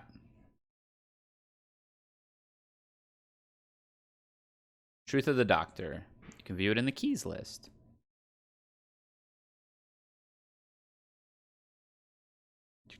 Yep. After obtaining the power of the snake, he is a human. I'm not sure how much that helps. Is the way I can put any of this information to good use. So, are we intended to cheese it? Or I guess we were supposed to look into Nosato and Takumi. Like, even if we know all of it,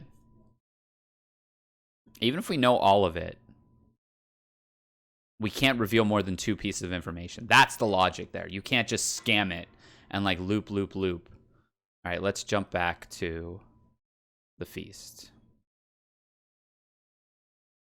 Because I assume nothing really changes there. They said the effects of your choices are always immediately after you make them.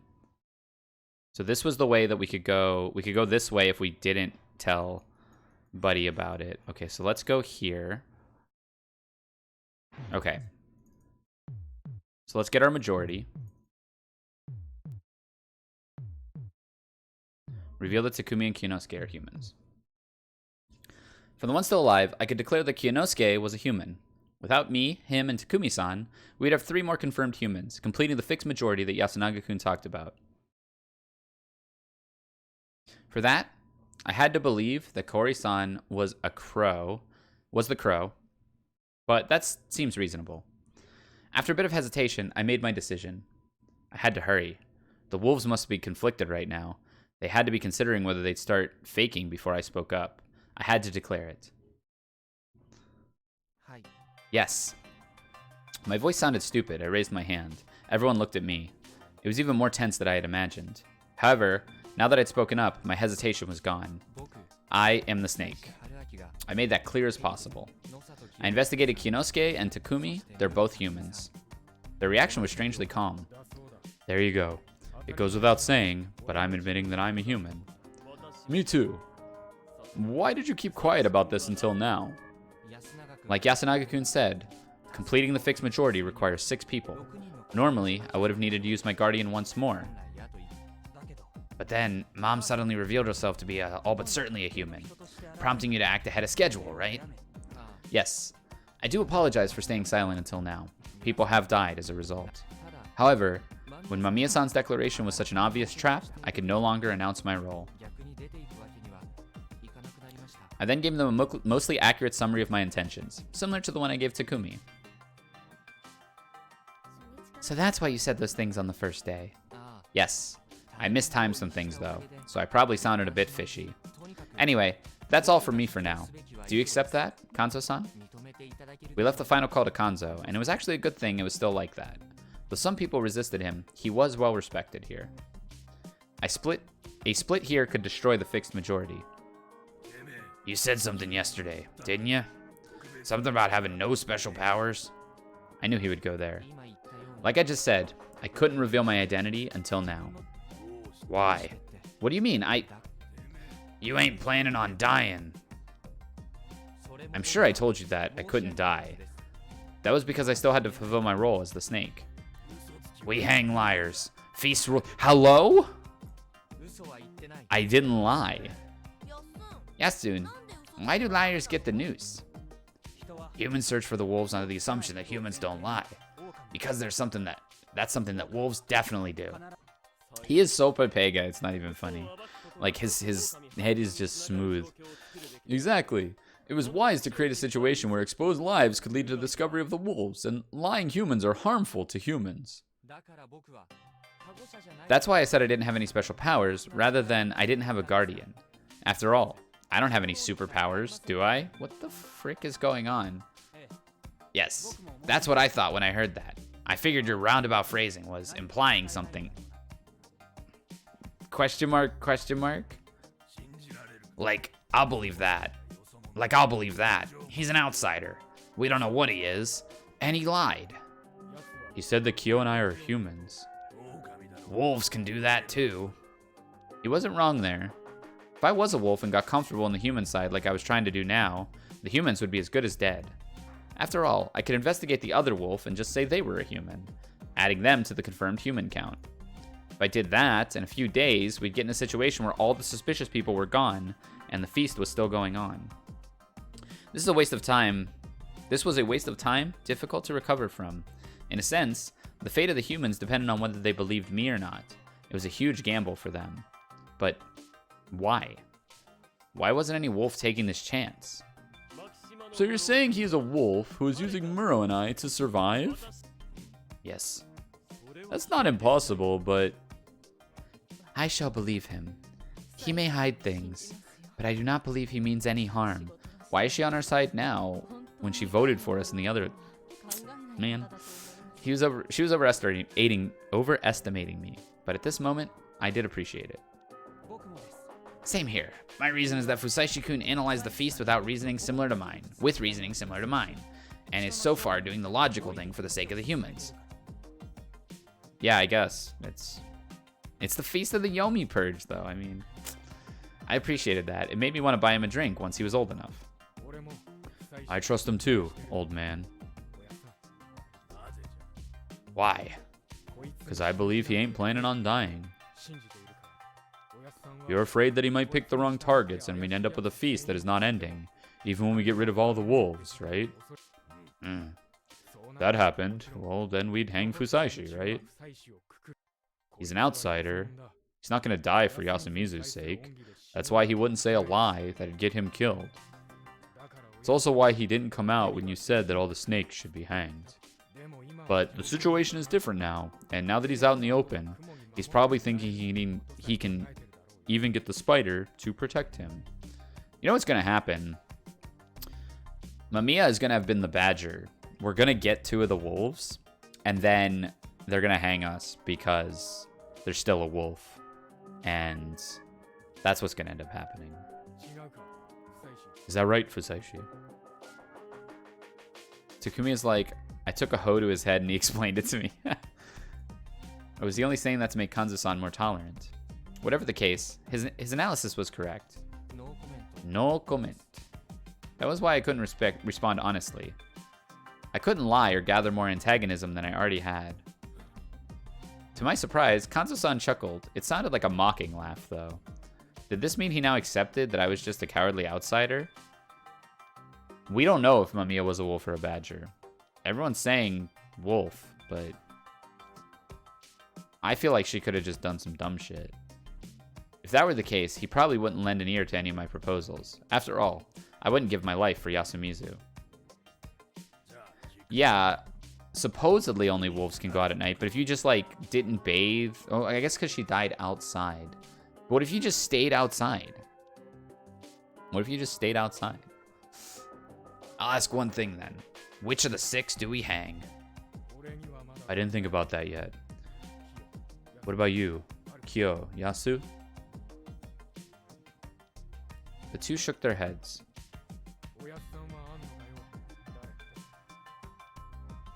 People can break the rules, yeah. You got someone? We're hanging Uematsu. Because she voted for Tai Bachan? Uematsu, do you have anything to say? If necessary, I'm willing to be hanged. I've not lived in Yasumizu for long, and I never thought I would be trusted. Well, this is the logic. I see how these people think now. You've got a bunch of confirmed humans. Well, I guess you got the old man, too. Why aren't we hanging the old man? You got a lot of humans that we could hang, and I guess he's just going for the older ones, but there's the old man. If necessary, I'm willing to be hanged. Oh, yeah, I got that. However, there's one thing I can say. I have the spider as a guardian. Huh? So that was her play. But Rikako-san, that was the spider. Who'd you protect on the first night? Right. No one died then. It would help to know that. The first night? I protected you, Kanzo Makishima. Good answer. That made sense. Hey, yo, mod check. Sounds true to me. The old fart was pretty loud on the first day. The wolves saw that too. Yeah, wait, yeah, that means she let me die. Or she's like a dice roll player, maybe, you know. I can get behind that.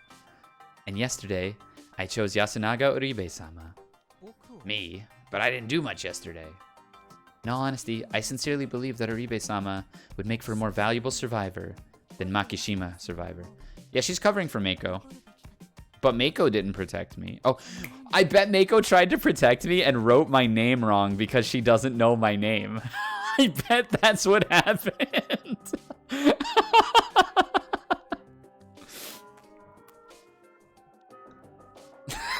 I bet that's what happened. Yep. In all honesty, I sincerely believe that Yasunaga Ribe-san would make... Yeah, I read that. I believe that we shouldn't mistreat those who claim to have guardians. Well, Takumi-san was choosing his words carefully here. We couldn't shoot down all of Kanzo-san's suggestions. If he became too emotional, he could destroy the fixed majority. However, I was more or less certain that Rikako was a human. I've made a theory that she was using Meiko, and she just now named herself the spider, rather than a snake. For me, all those things made sense. Oh. What happened next was completely unexpected. I am the spider. Oh no, brother. Brother.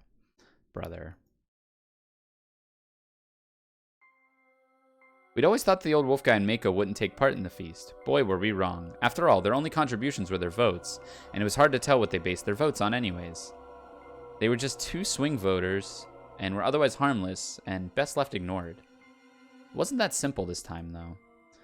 Unlike last time, when we had exceptions like me, everyone here was participating in the feast the way they were supposed to. That was why everyone could have a guardian of some sort, even if they were too childish or senile to make good use of it.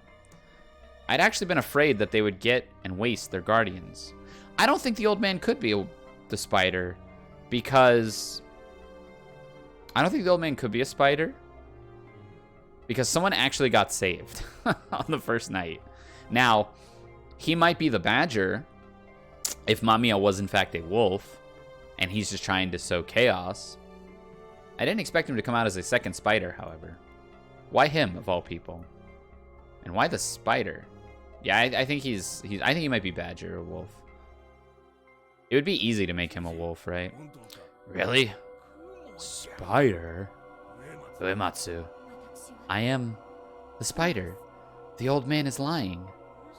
You are the one who's lying. Old man, sorry about this, but I always assumed you to be senile and nothing else.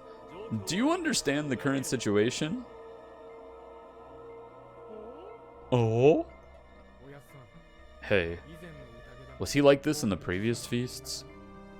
He's always been like this. He was useless in the previous feasts. Mochi. Oh no.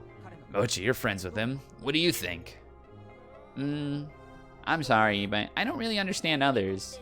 Are you okay, old man?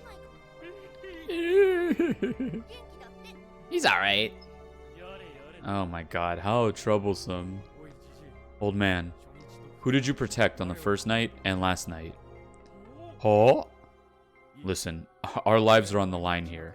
If you're just messing around, I protect that. He ended the question by raising his finger and pointing at Yasunaga-kun. Me. On which day? Oh? On both days? Oh. I mean, you just hang the old man regardless? No, because you might lose the spider. He responded with a smile. This is hard. This is actually really hard. That would mean that the wolves went for Yasu first. I believe. I can understand it. Especially knowing Mochi's a wolf. Them going for Yasu first makes a lot of sense. He's so useless. He protected Yasunaga. Hey, why him? Nothing. Just because? Yeah. That definitely wasn't a good standard to decide who to protect from death. What was this about, anyways? Wait, could it be? The badger. What's wrong, Fusaishi? Remember when I told you that there might be a badger? Because there are badgers in Prayer to Shinai? But it's so minor, and don't you think it's a bit of a stretch to assume they would be humans who serve the wolves? Chimmy and Mochi are leading his answers. Yeah, you could use the snake to confirm. You hang the old man because he's less likely. Well, then you lose Rikako that night, right? You lose both of them no matter what here. This is a 1-for-1 play. And what's going to happen is... they're going to hang the old man. He's going to be the badger. And the crow is going to read human. But then when the wolves kill Rikako... I don't know. Hard to say. Well, in this situation, it doesn't really matter whether the badger exists or not. Yeah, Rikako is basically dead tonight, right? So you might as well hang the old man. Just do the 50-50, right? Just do the Among Us, the 50-50. All that we know is that either Rikako-san or the old wolf guy are lying. No arguments against that. Honestly, I thought they both were lying, but I more or less knew what Rikako-san was going for. Oh, wait, that's true, too. Even if Rikako eats it, you don't lose the spider, because Mako is probably actually the spider. That's right, that's right.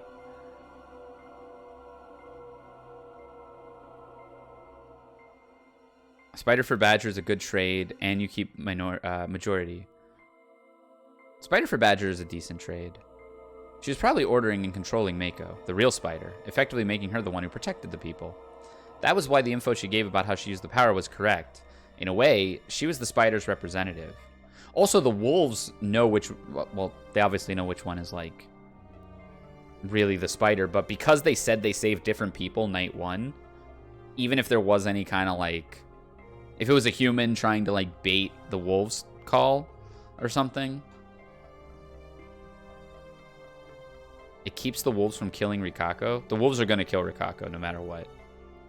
Because she stated who she protected night 1 and night 2. And if that's correct, if they went for Kanzo and then... if they went for Kanzo night 1, then they would know, yeah. But Mako is the spider. Supposedly. Yeah, the wolves know who they tried to kill, right? Of course, Mako wouldn't have someone helping her make decisions if Rikako-san died, limiting the Guardian's effectiveness. So you think, well, were you here, Zen, earlier when they were talking about how only wolves walk around outside at night?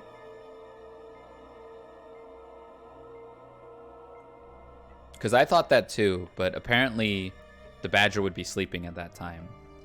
Yeah, she, like, they were saying, like, because her body was outside, she succumbed to the corruption and only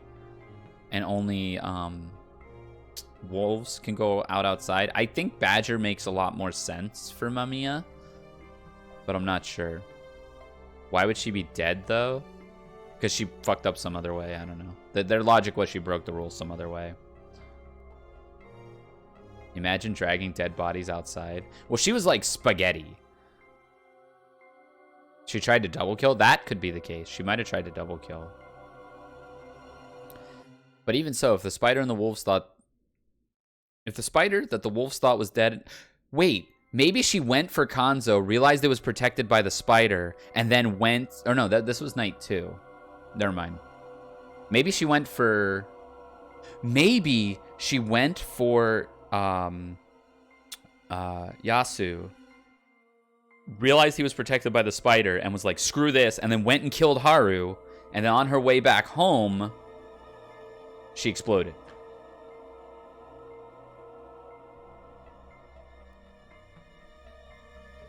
Interesting. That's what I think might have actually happened.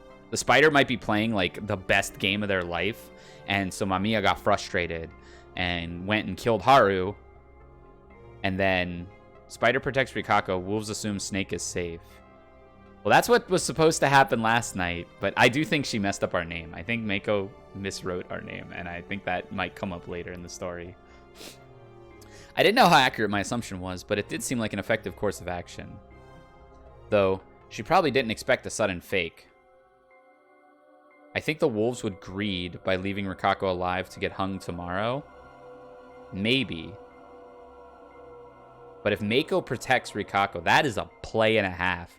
That's the Daigo parry of this game if that happens.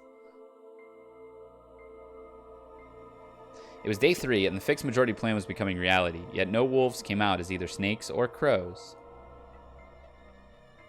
We all know that the dangers of the wolves taking the snake's role, while taking the crow would help them hide the amount of wolves still alive, giving them a path to victory. However, there was next to no point in pretending to be the spider. Even if you claimed to be the spider and said you would protect someone, then, even if no one died, you could still be suspected of being a wolf fixing the game. However, there was an exception. It was effective in helping the wolves know who the badger was. It was probably true that Kanzo-san was the target the first day, but was stopped by Mako, who was ordered by Rikako-san. That was why the wolves, who knew what they were aiming for that day, had recognized Rikako-san as the real deal. They also understood that the old wolf guy was lying. That meant, from the wolves' perspective, he was a human who just told a lie. It was too obvious. The wolves knew about the badger. The wolves and their ally needed to be proactive about lying. The old wolf guy defied that rule, letting the wolves know what he was. With Hisako Mamiya's death, they had lost a vote, but with this, they now had 3 again. Also, Kanzo-san was considering his opponent, Rikako-san, as the next candidate for the hanging. In this situation, we had to make good use of the 6 confirmed humans and hang the lying spider. The easiest choice was to trust Kanzo-san's decision and vote for Rikako. By gathering wolf, badger, and confirmed human votes, Rikako-san would be sent to that tree. It was a chance for the wolves to kill the spider and make them think that the humans killed a wolf. This was really effective for them, and extremely dangerous for us.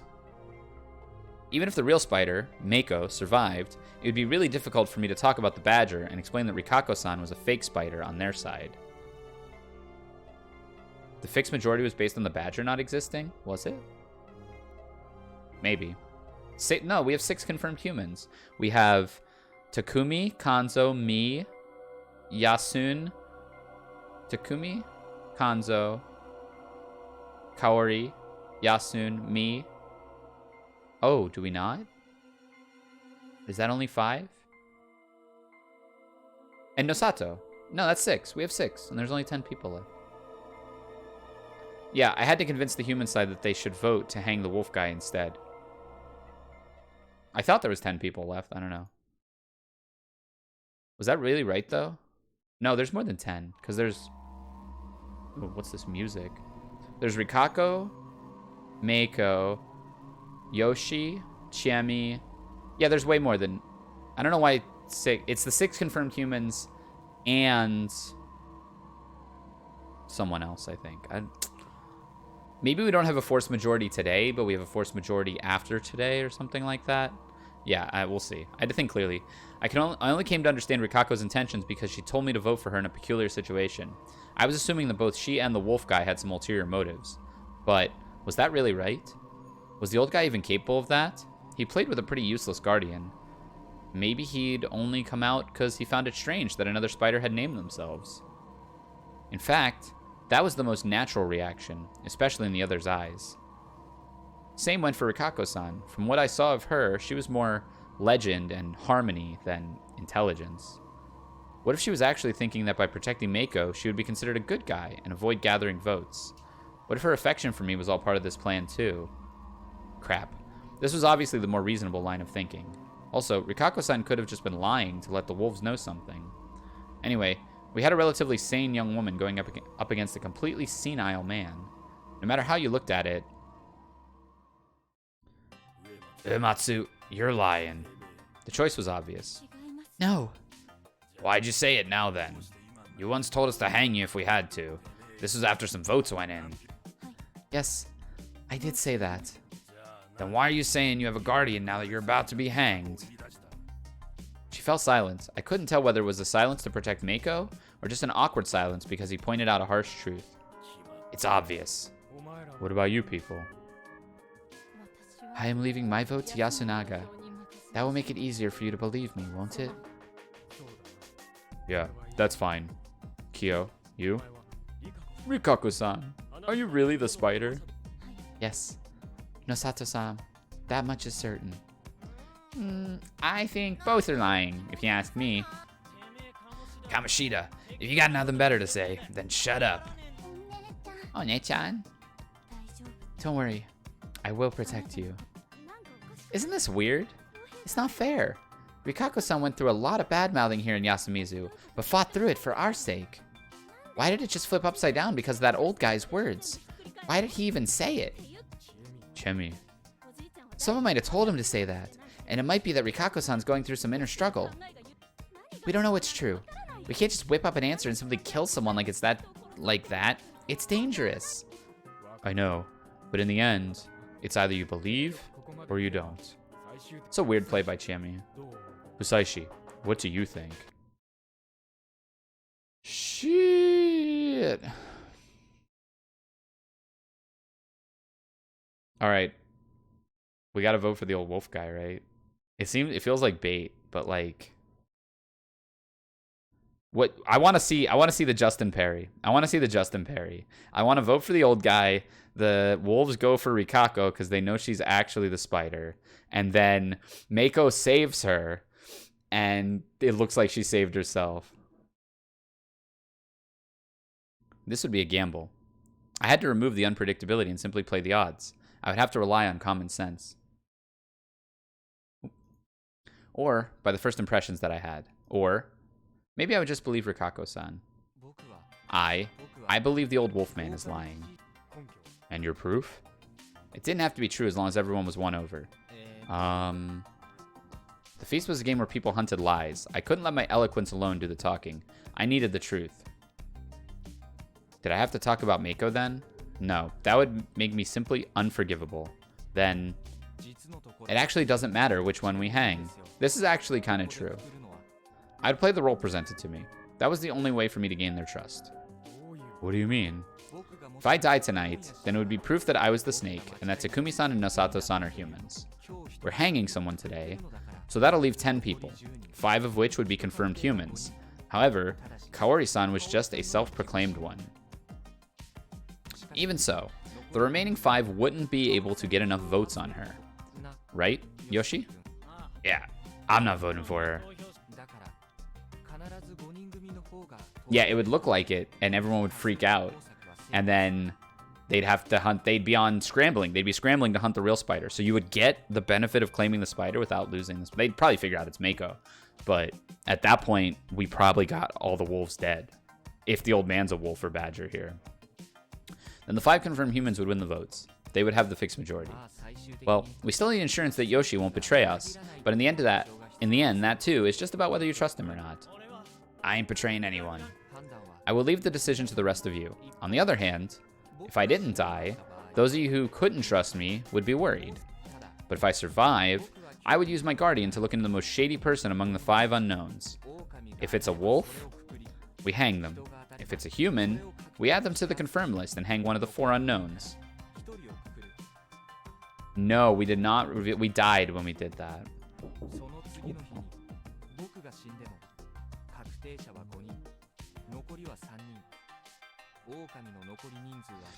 Even if I die, there would be 5 confirmed humans and 3 unknowns, and Kori-san could tell us how many wolves there were left.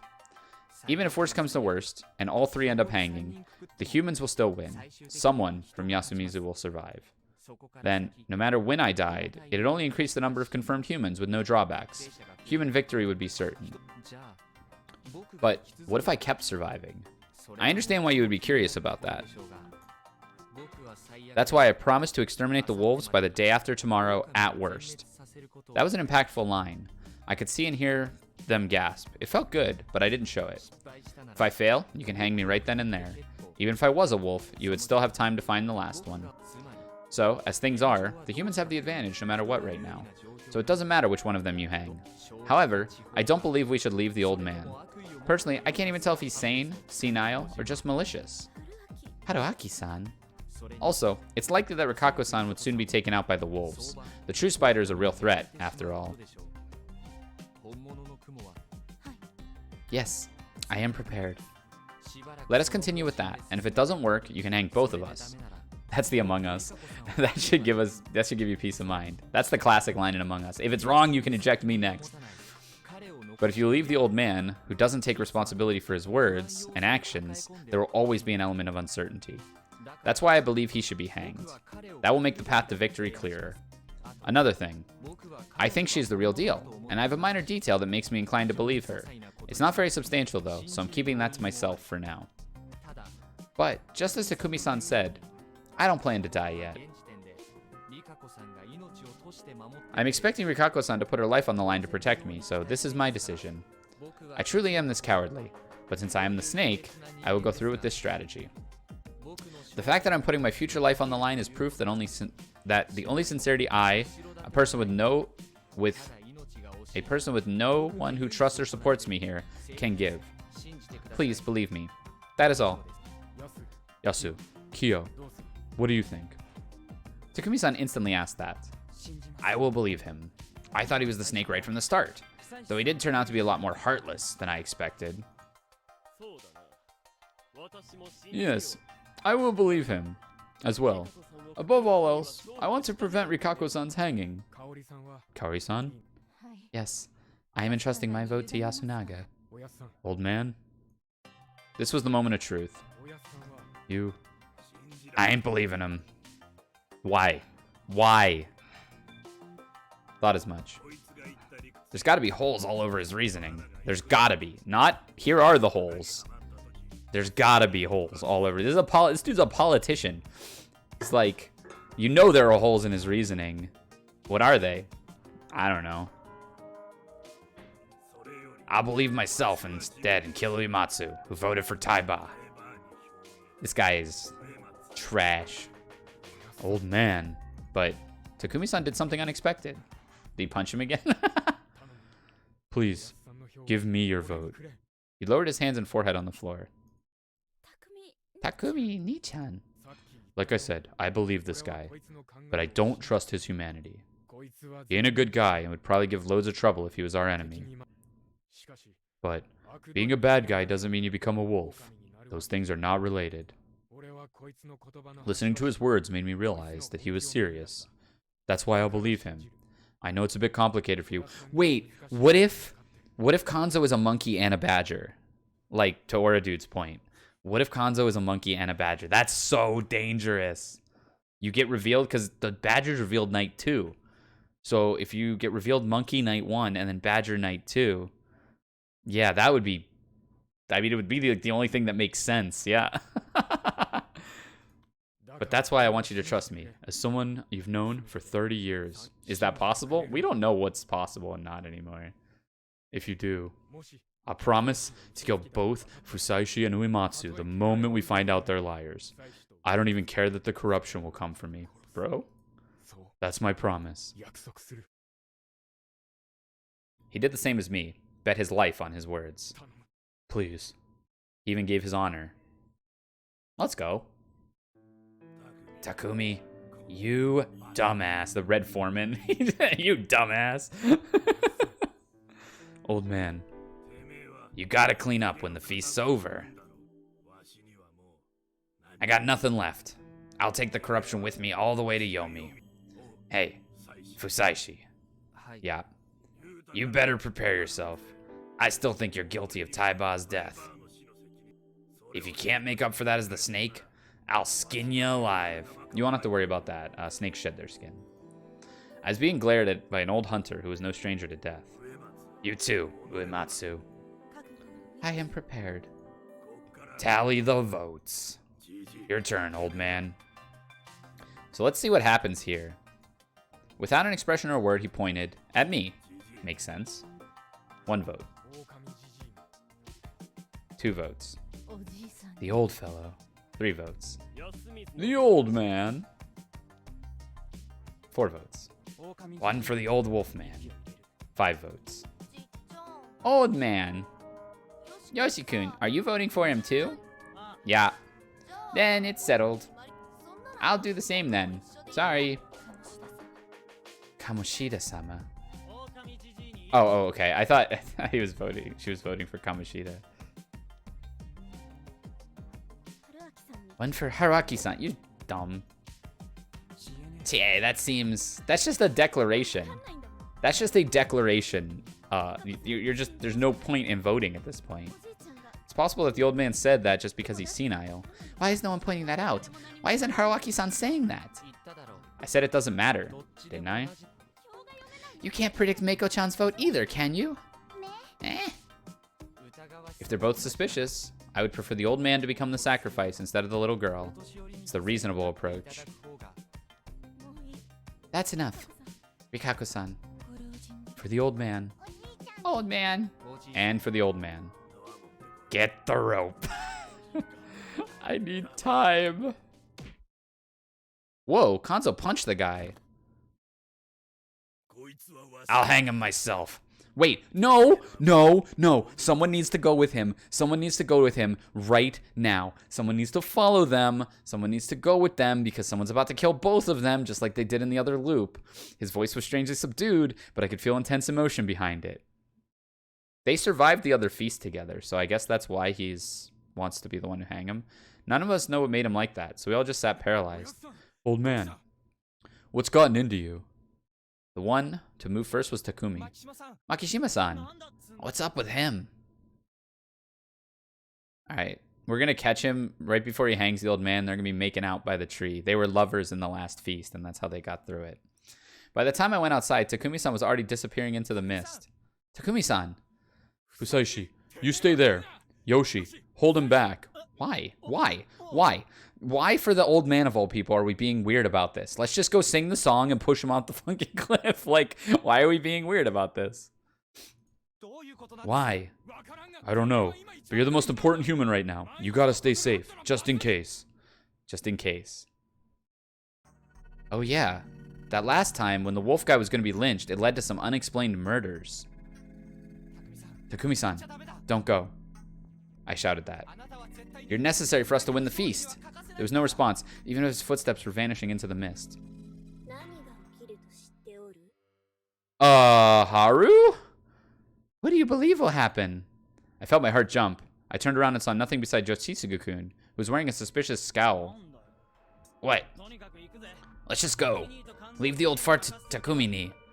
But think about how it'll look for you to disappear on your own. He had a point. They only trusted me because Takumi was vouching for me. Yeah, let's just sing the damn song and hang his ass. That was Haru's voice, yeah. All right. Or it was possessed Haru's. Haru forma de possession voice. All right, let's just go back to the dining hall. My worries were for nothing, and in about half an hour we were joined by both Takumi and Kanzo. Their expressions were grim, but implied nothing specific. Where's the old man? Hanged. He sat down on the seat closest to the entrance. Takumi-ni. I didn't see it, but you know the old man. He ain't lying. Trying to tell. Oh, yeah, yeah. She told us don't use loop info, of course. Yamiharu with the Millennium Puzzle. With that, today's feast had ended. Everyone sighed quietly in relief. There must have been some of the wolves' depression in that. Man, you guys are all stupid. So true. After all, from my perspective, we were just one step away from victory. However, the step would be the one that was very hard to take. How easy would it be if I died and it all ended then? However, it would once again be pointless. Till I solved why death hadn't come for me, I remained afraid of this unexplained phenomenon. Until I solved the mystery and escaped the loop, I would see many tragedies, fight against fear, and keep seeing many bad ends. A part of me hoped that winning the feast would end it. But if it didn't, I would have no clue where the core of the mystery was. Man, a lot of stuff happened. Was this mystery even solvable? Could I cling to my own sanity until then? I remained uneasy. After a bit of rest, we had tons of things to do. Top priority was cleaning up Mamiya and Haru's remains. I wanted to help, but they stopped me, since something might happen in the mist.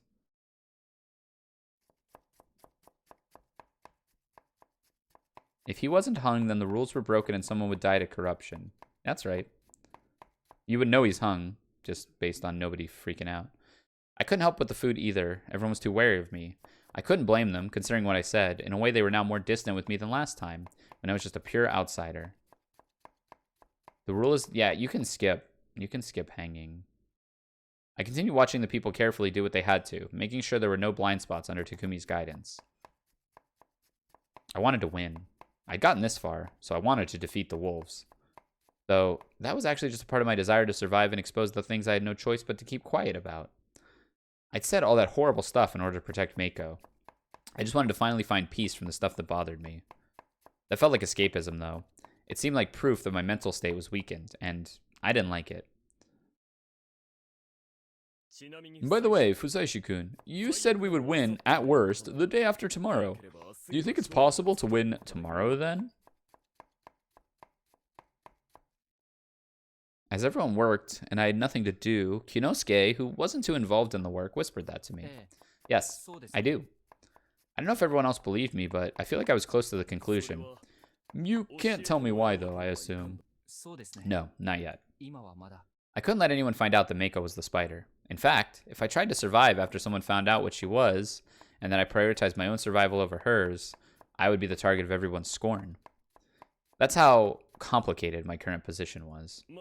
Well, I suppose it can't be helped. That aside, you, see, this guy seemed to be getting pretty close to Rikaku Ematsu-san. Well, I knew he'd be curious about that. Incidentally, Rikaku-san insisted on going with Takumi-san and the others to mourn the ones lost. We decided that it wouldn't be bad to get together, if we both survived the mist. I see. What was I supposed to say here? Rikaku Ematsu-san is important to you as more than just a fellow village head. Just so you know, it's not all set in stone yet. Why not tell her how you feel?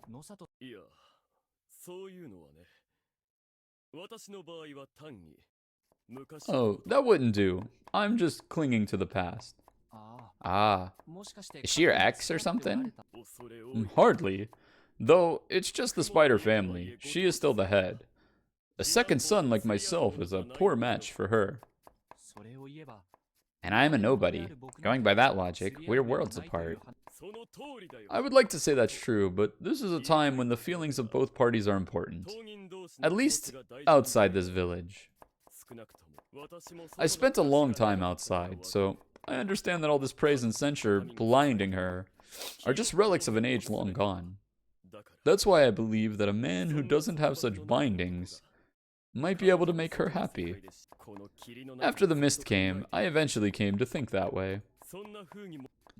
I'm not sure what to say here. I still think that she's the one who'll have to make the final call. That is something just between you two. I know full well that I have no say in the matter, but what she bears as the bedroom woman servant would be quite a strange and heavy burden for you. Ah, what do you mean? It's not really my place to say, though I am willing to consult you about most other matters. I appreciate it. He then gave me a business card. Kinosuke Nosato, MD, graduated from XX University. Doctor? Wow, he really was an elite. It wasn't for a specific job. It was just his personal info. Was he looking for a job? It had his email and phone number on it, and it felt like a relic. Looking at it prompted a bit of nostalgia, even. The bedroom woman servant's role. Huh. Was he being considerate, or was it some sort of warning? It didn't seem like I could ask any further, especially with all the people here, so I would just take it as goodwill and move on. I didn't think much of this, but I had absolutely no idea that I would catch a glimpse of a new kind of darkness from the Uematsu family and Fujiyoshi as a whole. The cleanup was over, and everyone returned to eat. I imagine you're tired. Please, eat as much as you want. Thank you. Kaori-san was a good person. I didn't know everything about her, but she treated everyone with respect, keeping her relationships proper and bright. I knew for sure that personality was supported by her sons. She had arrived at Fujiyoshi, had to deal with their strange customs, lost her husband, and was sent here to Yasumizu, where she'd lived for over a decade.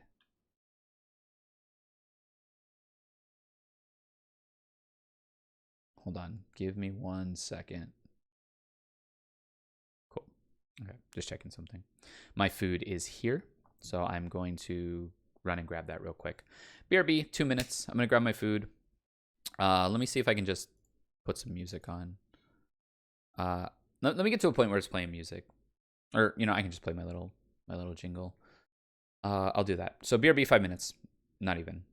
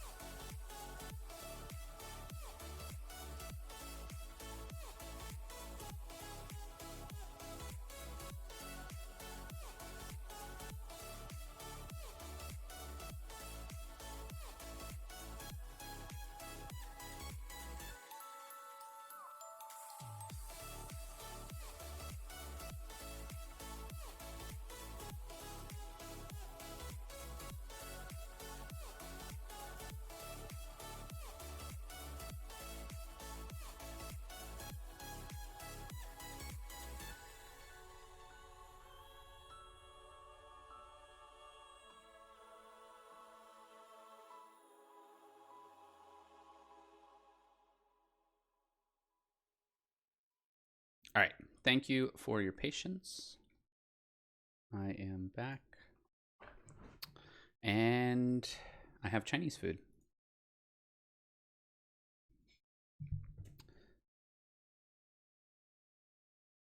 All right. Hey, Alice. Yeah, we are raging and looping, and I'm eating Chinese food as well. I'm going to try not to chew into my microphone too bad, so forgive me if it happens.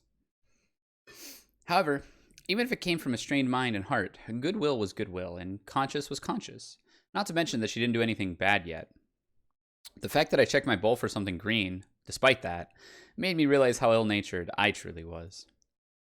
Unfortunately, that was just how I was. So I would at least keep up my mask and effectively give them conscious of my own kind. I sat down, put my hands together, picked up the chopsticks, and ate the rice gruel. Like always, it was a simple, beastly, yet still good. I only felt that something was wrong with it a bit later. At first, I just thought that I burned my mouth or something. But suddenly, I couldn't feel my mouth at all, and after an unnatural sensation that overwhelmed my tongue and cheeks, I lost my sense of direction. She drug us? My body twisted, and right as a dull pain went through my head, I fell to the floor. I'd been poisoned? I can understand that clearly, but all of my processing power went into dealing with unnatural feeling attacking my body. I couldn't see properly. I couldn't breathe or speak. Despite that, I still had a burning pain in my mouth and an urge to vomit, along with unbearable agony.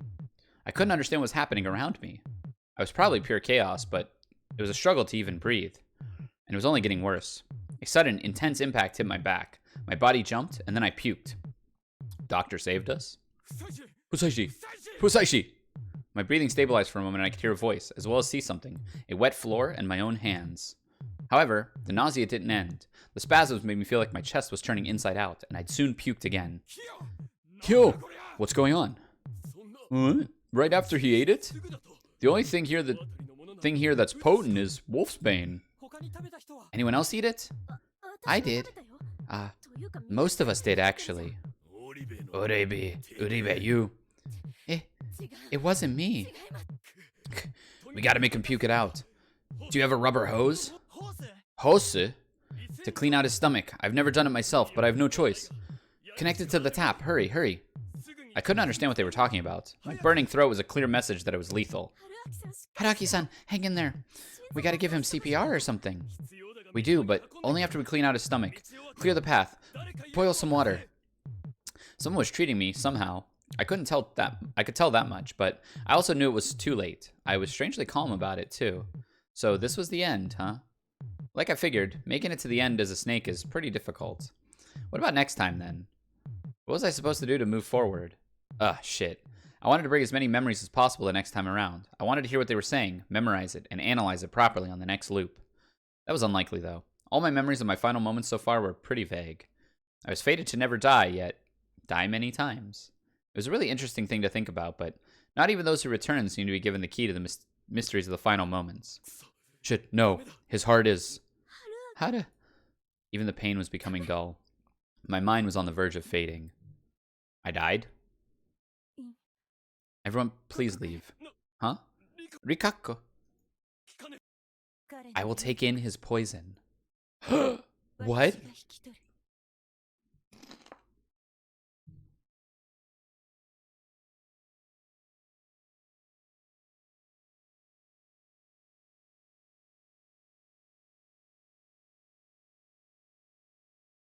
Sorry, I was taking a bite. This could have been a pre-death lull, or perhaps some sort of delusion.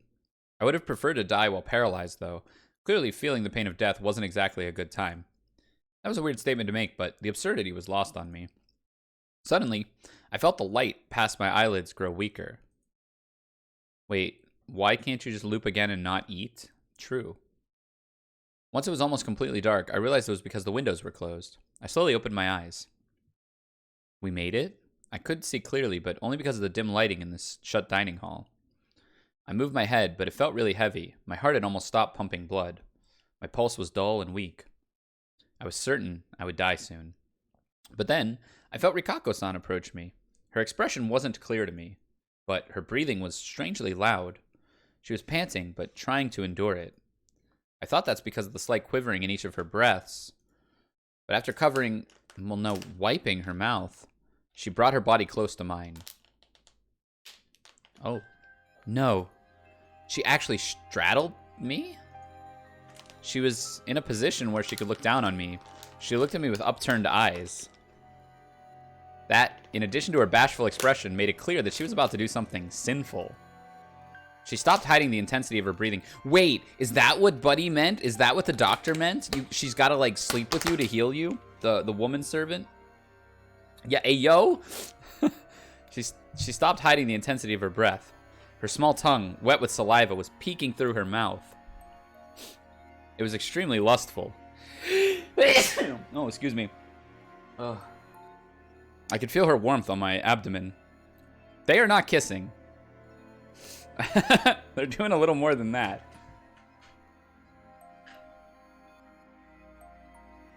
It was with every breath, I felt the hardness of her pelvis despite all the cloth between us. Even though I was dying, or maybe because of it, the feeling of the opposite sex made me awaken the instinct, the man within me. I love you. Her voice felt like it didn't belong to her. A refined, traditional woman. A woman that appeared younger than she was. A clumsy woman with some unfortunate tendencies. A mysterious woman. None of that was there.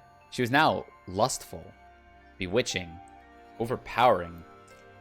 The enchanting, mature lady squirmed as if suffocating in her familiar black clothing. As I noticed that, she reached for the edge of my shirt, lifted it up, and went in with her fingertips with practiced motions. They were cold. I could feel them on my skin, passing my belly button, making me moan lightly.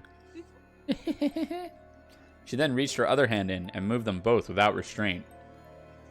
As her arms went deep inside, her palms caressed my torso, and her fingers lustfully searched for any sensitive spots. Despite my confusion, it made me moan over and over again.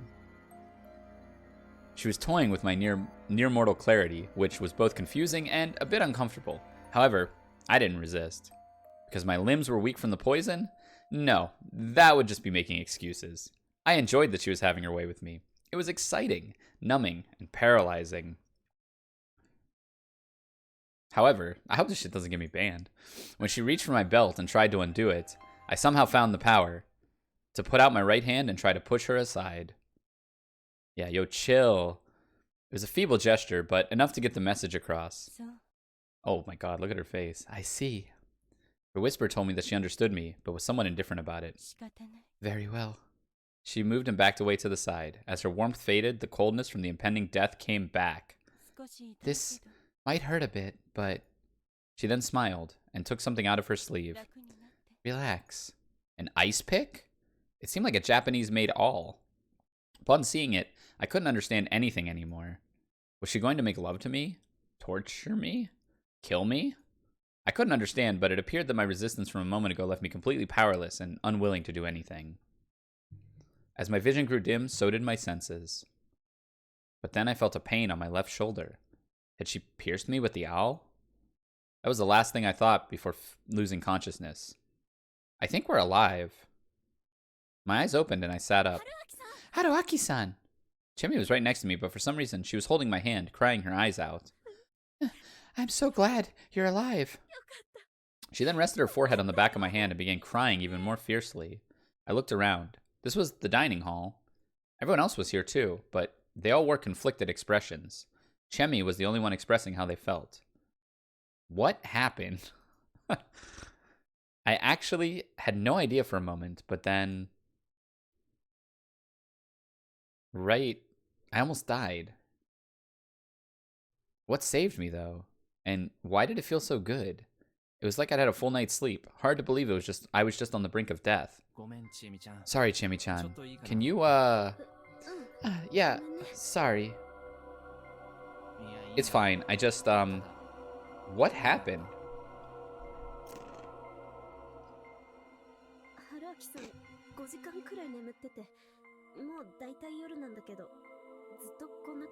Oh, this is really good food. You've been asleep for about 5 hours. It's dark outside now, but not much has changed. Nosato-san, what happened to me? Aconite poisoning. The symptoms were so bad that it should have been impossible for you to survive. But for some reason, you're alive. I believe I must congratulate you. His tone seemed to be somewhat sarcastic, but he was probably just hiding how suspicious and uneasy he felt. He was eyeing Rikako-san, who was standing near the window, looking down and comforting Meiko. He wasn't the only one. She was at the center of attention here. Wonder, disbelief, reverence, worship. Prayers really do work, huh? I had little doubt that this was what he actually thought. Do they? I don't remember much, but, thank you, Rikako-san. I simply fulfilled my role as Uematsu.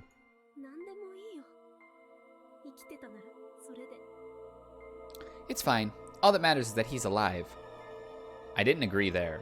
Being saved by some religious rite was just as ridiculous as this death loop I was trapped in. Yeah, it seemed like everyone ate it, which is weird. Prayers? Religious rites? Did that experience really qualify? I reached for my shoulder and felt fresh bandages. The cotton was bloody, meaning she really had stabbed me. Did she suck out the poison? That couldn't be. I wasn't bitten by a snake. I had ingested aconite poison. You couldn't just suck that out of the bloodstream. I shall take in his poison. She had said that, right? Take in my poison? Yes, because taking in corruption is one of Uematsu's roles. That perhaps my role here is to take on the hatred of everyone present. The role of the Uematsu. What she bears as the bedroom woman servant would be quite a strange and heavy burden for you. The spider are the bedroom woman servants. That was why the Uematsu of the old had the role of protecting the dreams of the villagers. Yes, the Uematsu were also responsible for funeral rites. Our faith may have some roots in Buddhism as a result of that duty. So that was how it was. I understand now. I also understand how frightening the Uematsu really were. However, there was something more important to worry about. Fusaishi almost died, and Uematsu saved him. That could be an act. Hello? Reasonable thing to suspect, but if he really can make an act of stopping his own heart, he could make a living out of that stunt. Chikomochi, you saw him, right? Those were real symptoms. Oh, if we voted for Rikako, this is why we would have a bad end? Yeah, I bet. Yeah, eating wolfsbane is no joke. And Richan ended up like that isn't a joke either. Stop it. I just realized that her black clothes were gone. Old man. Fusaishi and Uematsu are humans. So, wait, it wasn't Mom. There it was. Everyone was here, but Kaori-san alone seemed to be in a different position. She was deep in the room, sitting, probably forcefully, on a chair with a pale face. Oh, I wasn't the only one who ate the rice gruel, right, Yasunaga-kun? Yes. No one ate any more after you were poisoned, but there was probably none of it in the pot. I believe the bowl you ate had poison applied directly to it. Who would have poisoned us? Kanzo? Who would have tried to poison us? One of the wolves?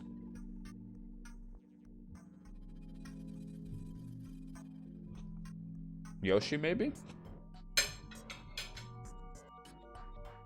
I believe the bowl you ate from had poison applied to it.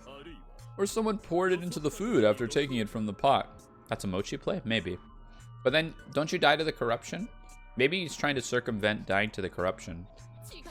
No. I didn't do it. Uribe-san, I'm not accusing you. I'm simply saying that it's fair to consider you are the prime suspect. We can't absolve you of responsibility because we haven't formed a counter-argument yet. That's all. I understand.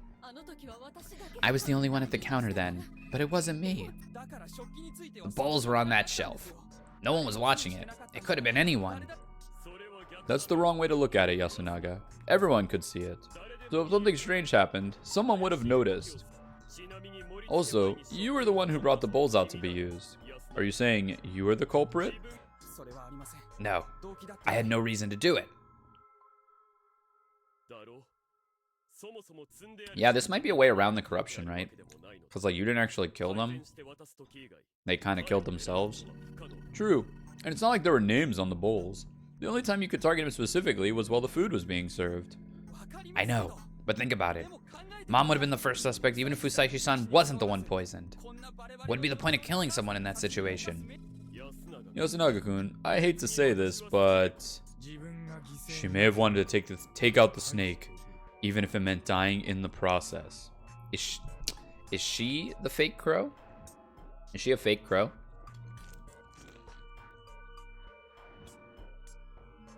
Takumi-san joined the exchange. Kyo's right. Logically speaking, you're the most suspicious one here, Kawari-san. That's what everyone thinks. Not just Kyo. Even I'm starting to suspect you a little. Takumi-san, you too? I can't let Kyo get all the hate here. The only alternative is that Haru is the crow. And died. And it was RNG. It was just RNG that she died.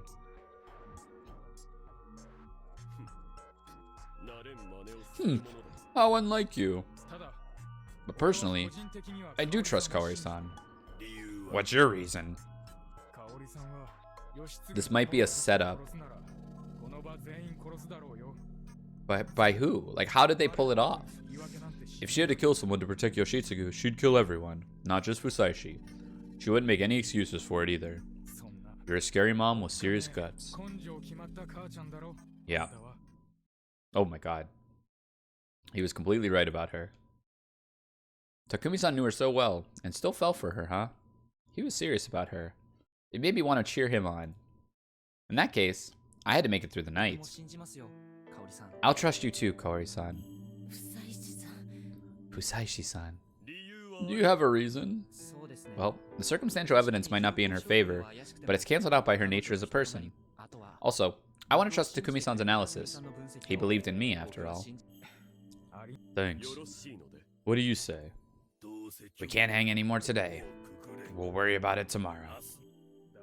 Good point. Anyway, it's late. Let's go to bed. Mom, I'll help clean up. I'll do too. Gonna use the stuff here. Thank you, you two. We left the family of 3 and went outside. Wait, Jamie, where's my gun? Rikaku is smoked because of the corruption. Not necessarily. Like, Rikaku might be able to take in poison without dying.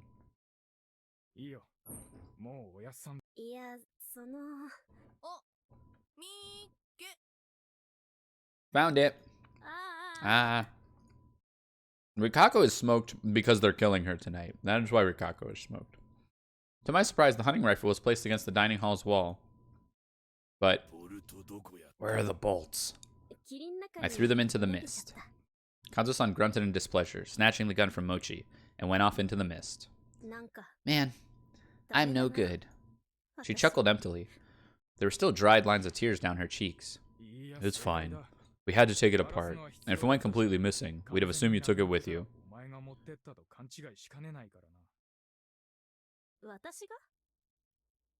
Me? Oh, as a weapon. Yeah, wouldn't want to draw suspicion, right? Man, this is such a pain. I'm tired of walking on eggshells. Can't the mist just go away already?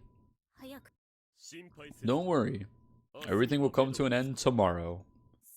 Yeah, I'm going. Good night. Yeah, we still absolutely checked Chiemi. As he left, Takumi-san lightly tapped my shoulder. Kyo said your recovery was a miracle. Don't waste it. He gave my shoulder a firm squeeze and then left. Of course. I would do whatever I could to survive. I'm going to. Fusayuki, good night. Haruaki-san, be careful. Yeah, good night. Rikako-san didn't speak or even look at me until the very end.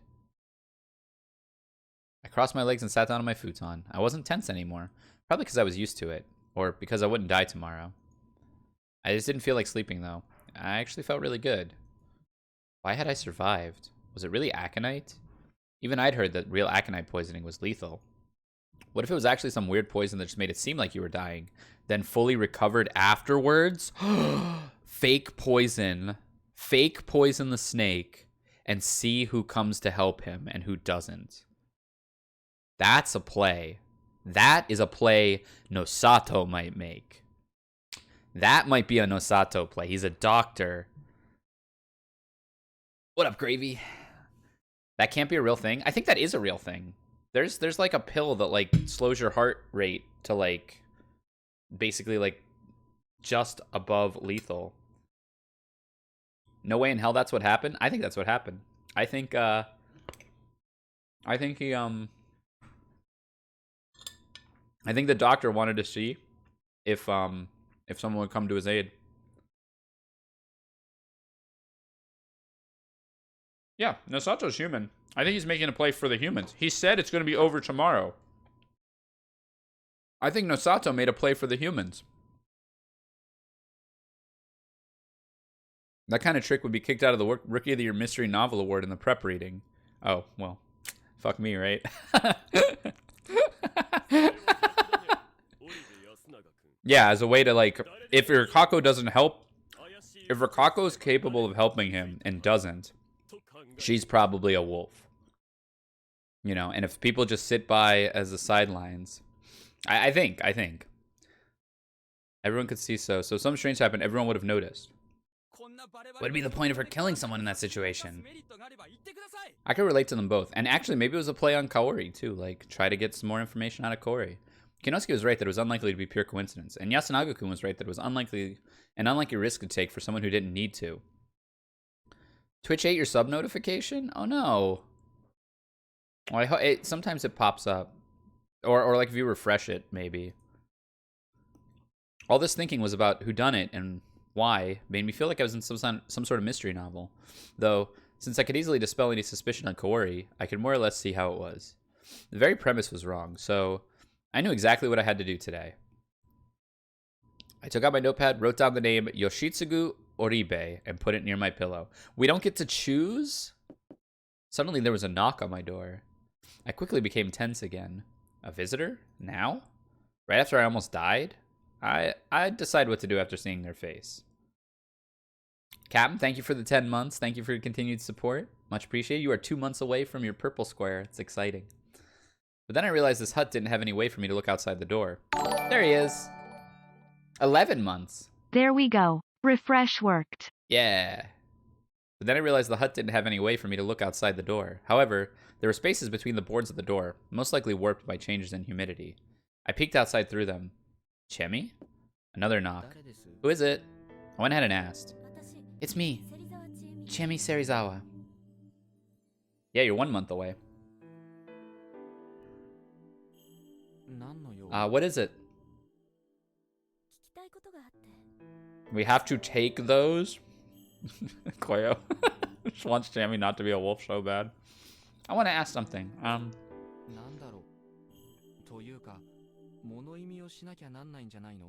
Ask away. Shouldn't you be sheltering right now? It's dangerous outside. So, you sure you should be here? I'm okay. There's still people walking around. Can we, talk? I don't mind if it's through the door. Sure. I realize that I can't do anything. I'm a huge failure. I've been causing trouble for everyone here ever since I was little. Where is this coming from, madam? Yeah, Koyo's in the acceptance phase. That's why I studied hard, entered a college, and went outside the village. Did you know that the only way people from Yasumizu can leave is either going to college or finding work? I didn't know that, actually. You have people who work away from home? Yeah. Takumi Ni-chan left once. His mom and dad are outside, too. News to me. Yeah, his dad is sickly, so he goes outside every now and then. You should go outside tonight and die. Then why is he here? The incident, no, the feast 8 years ago killed a lot of people, and he returned to help clean up, but the people that were still alive weren't enough for Yasumizu to function. Tai Bachan depended on him too, so, you know, he stayed.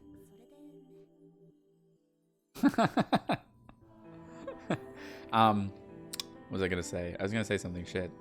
Oh, what happens when the feast is like 50 people and there's like 10 wolves? Do they still kill one a night if like there's like 30 something people in the town? That would just be a bloodbath. I see. That's why Takumi-san didn't know about the last feast. The rest were in Kamifujiyoshi, right? Yeah. So no one beside Kanza-san and the old wolf guy were here. Oh yeah, Haru-chan. Hmm? Haru-chan was so lonely at night that she left. Oh, different Haru-chan. So lonely at night that she left the school. Excuse me, sorry, that was gross. The school we were studying at all by herself. And then she went through the mountain path and... Huh? She was in Yasumizu too? I don't know. The adults said they found her in front of Yasumizu, and there were rumors she saw something there. I don't know if that's the reason why, but she started acting weird afterwards. People said she was possessed by a wolf. It came as no surprise, but Chemi still had info that I didn't know about. Had Haru-chan caught a glimpse of the feast? But that would actually mean that she too survived the Feast of the Yomi Purge. As things were, there was no way to leave Yasumizu when it was engulfed by the mist. I don't know if you could enter it, but it was only natural to think you couldn't leave. Thinking rationally, she shouldn't have made it into Yasumizu in the first place. Sorry, picking up food. But her possession, if she'd seen something in the mist without ever making it into Yasumizu, could she have become afflicted with some trauma or something divine because of it?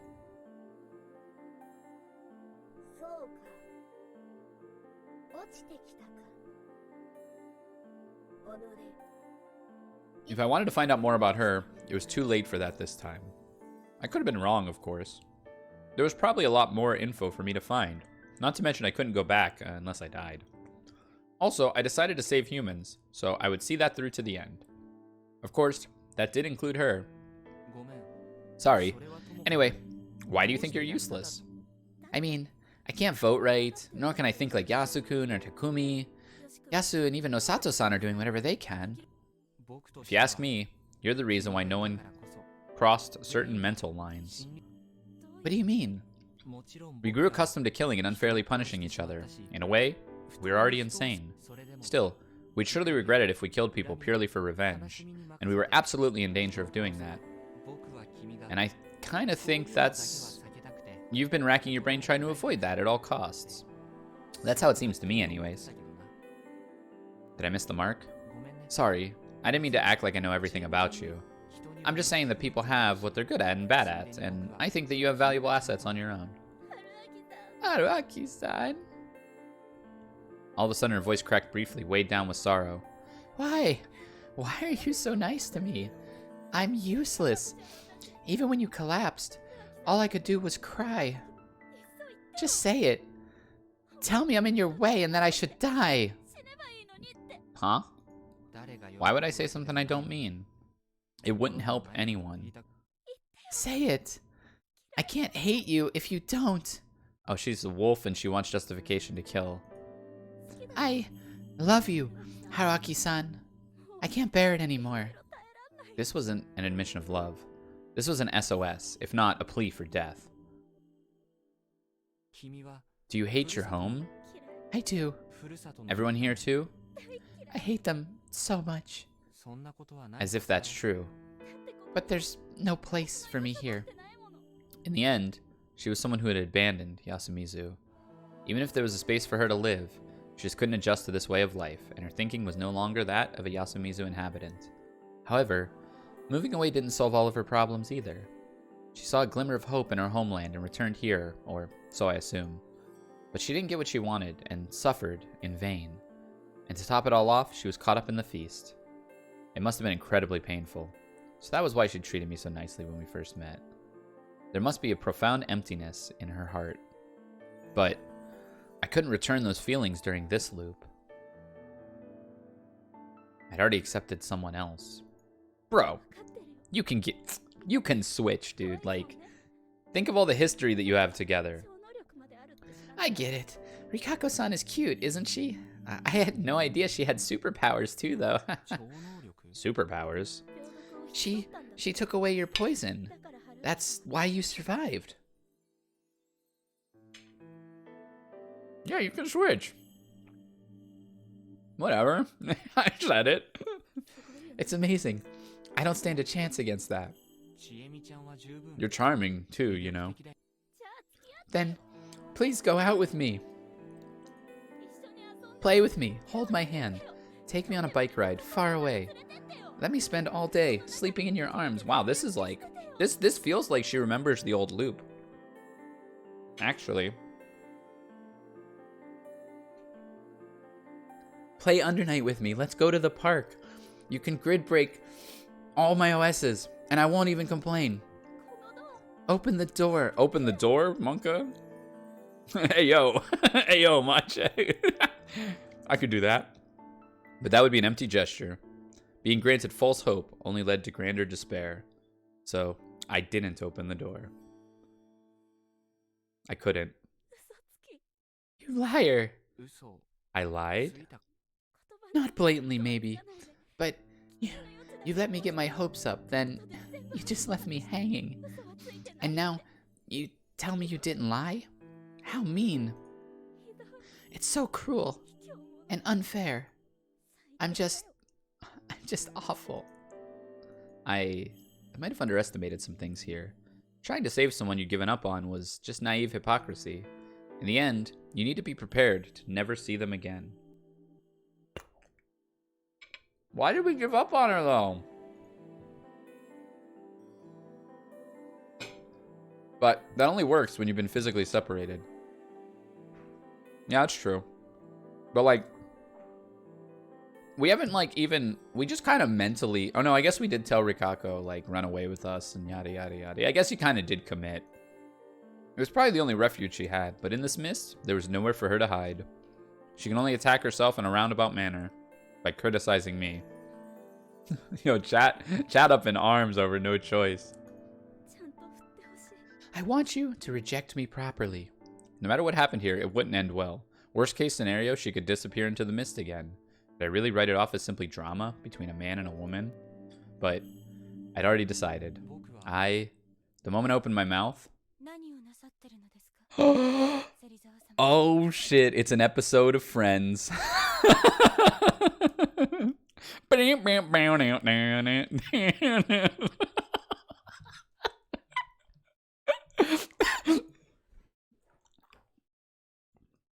Yeah, she pulled up, dude. What are you doing here, Serizawa-sama? Rikako-san's voice. It's nothing. I'm just being pathetic. Yeah, been there. The re-return, I've been there. Night is for sheltering, and, as the snake, Fusaishi-sama is in danger. Should you not be more considerate? You're walking around too. As an Uematsu, I must perform what nightly patrols I can. That's just an excuse. Someone will die regardless. And what could you do if something did happen anyway? Even you could be a wolf, right? Stop it, Chimi-chan. The head of the Uematsu family, a beauty, a woman of character. You're not very popular in Yasumizu, but everyone here thinks you're a good person. In Kami Fujiyoshi, you're actually respected and revered. You have a place to return to. But none of that matters, does it? Chemi. Don't say my name. Rikako-san might be a wolf. She might be a terrible person. This might all be an act. That's funny. I am human. Anyone can say that. What matters is whether you get someone to believe in you. And used superpowers. Of course everyone will believe you. Of course he would love you. I don't stand a chance against that. You have everything I don't have. You even took Haruaki-san. That's just cruel and unfair. She didn't want to hurt Rikako-san. She only wanted to hurt herself. But as one who could do nothing but hurt her, I couldn't say anything. You are misunderstanding me. How? Haruaki-sama simply gave me hope. He merely lended his chest to me. In fact, he refused my indecent request. Even as he was dying, he clearly rejected me. Hey, yo! Wait! Last minute? Photo finish? Pause, champ? Oh no, I spilled the sauce all over myself. This is bad. Hold on, let me clean that up. In fact, yeah, I read that. There is nothing between us, and never will be.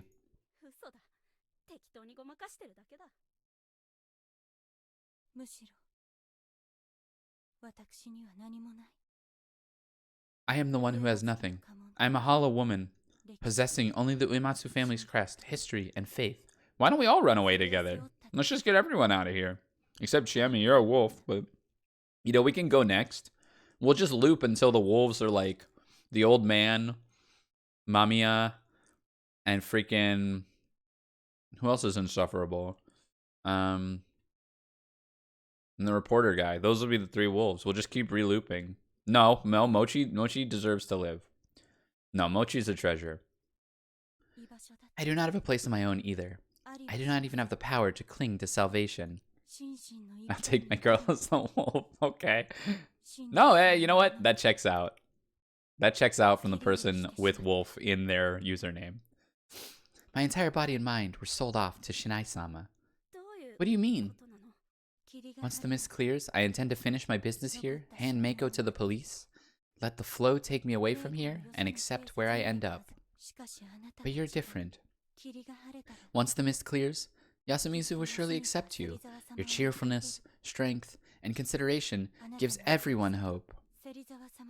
This is where you belong, and I have no such place. And Fusaishi-sama belongs elsewhere. Part 7. Yeah. As those born in Fujiyoshi, we cannot dream of spending our lives with them. Let us go back. I will take you to your room. Hey! Oh, hold on now. Someone's gonna die. No, I don't get you at all. It's not that complicated. If you love each other, then date and do whatever you want. I cannot do that anymore. Why? She's right. Rikako-san had my thanks. She gave me the best way to deal with this. Fusaishi-sama. I want to ask the head of the Uematsu something about the feast in Fujiyoshi. However, I won't open the door. Chimi-chan, you can go now. Oh my god. No way. If you don't believe that much, we wouldn't have worked out anyway. Then I'll stay here. What would you think if someone sat in and listened as you went over your history with men? Alright, I'm going. Oh, okay, so he's gonna be like, you know, what about these other guys? Did you have sex with Nosato? But she could probably tell that they were about to speak about something unpleasant. Haruaki-san, once the mist clears, do what you have to do, and do it right. Backing down was part of a proper breakup. Good night. I could hear her walk off, and then nothing. Uematsu-san, let me apologize for one thing. Yes? I showed you something unsightly earlier. If we weren't in that situation, I'd have actually loved that. Whoa, bro. Please, don't say that. He is so tonally, like, he shifts his tone so frequently, it's actually maddening. It made the mood less tense, but it wasn't quite enough. Then I'll just ask, was that an act or what? Or a mask you wore when you had to fulfill your role as an Uematsu? I could hear her gasp. You knew? That response proved my assumption was correct. The bedroom woman servant. I should have questioned the lewdness, the derogatory nature of that term a bit earlier. The Uematsu were the Fujiyoshi head family in charge of the night, including the secret matters related to it. They weren't just the night watch and people in charge of funerals, they also handled the nightly affairs of men and women. That meant that they were Fujiyoshi's local sexual service providers. As the head of the family, Rikako-san obviously knew how to handle such things. I had to guess all the Uematsu girls were given such a role. Also, I imagine that taking in the poison and corruption was closely related to bodily intimacy. I didn't know much about historic Japanese ideas of medicine, but I know about the Chinese idea that lovemaking and health were closely tied together. Well, even if it wasn't something like that, knowing the human body, they could have easily formed the logic that it released negative energy. Spiders ate their prey by melting their insides and sucking them out, and boy, wasn't that fitting. Gross. There was also the Jorogumo, the orb-weaving spiders, who shared their name with a yokai that was linked to many lustful stories. In the West, the female spiders that ate the males were called widows, and the black widow was extremely poisonous. So how did she take the corruption last loop? Who did she take the corruption from? I don't remember. Unnerving, elegant, and sexy at the same time, spiders were unique creatures that created webs they used to catch their prey and consume them by melting them with poison. I could understand why equating them with evil women and enchanting ladies was so universal. And just now, I practically asked her if she was that. I was more or less right. Fujiyoshi was once a place where hunters thrived, attracting many outsiders, a lot of whom were rowdy. To keep them from going after local women, Fujiyoshi had to train specialists with the right set of skills. The Uematsu gained influence by placing their own relatives in that role. Also, prior to that, the Uematsu had some religious significance, turning their monopolization of sex into a sanctified act. Oh, hey! Thanks for the raid, Ablaze. Good to see you again. Hope you had a good stream. Sup. Welcome, Raiders. We're playing a visual novel right now. Raging Loop is the name of it.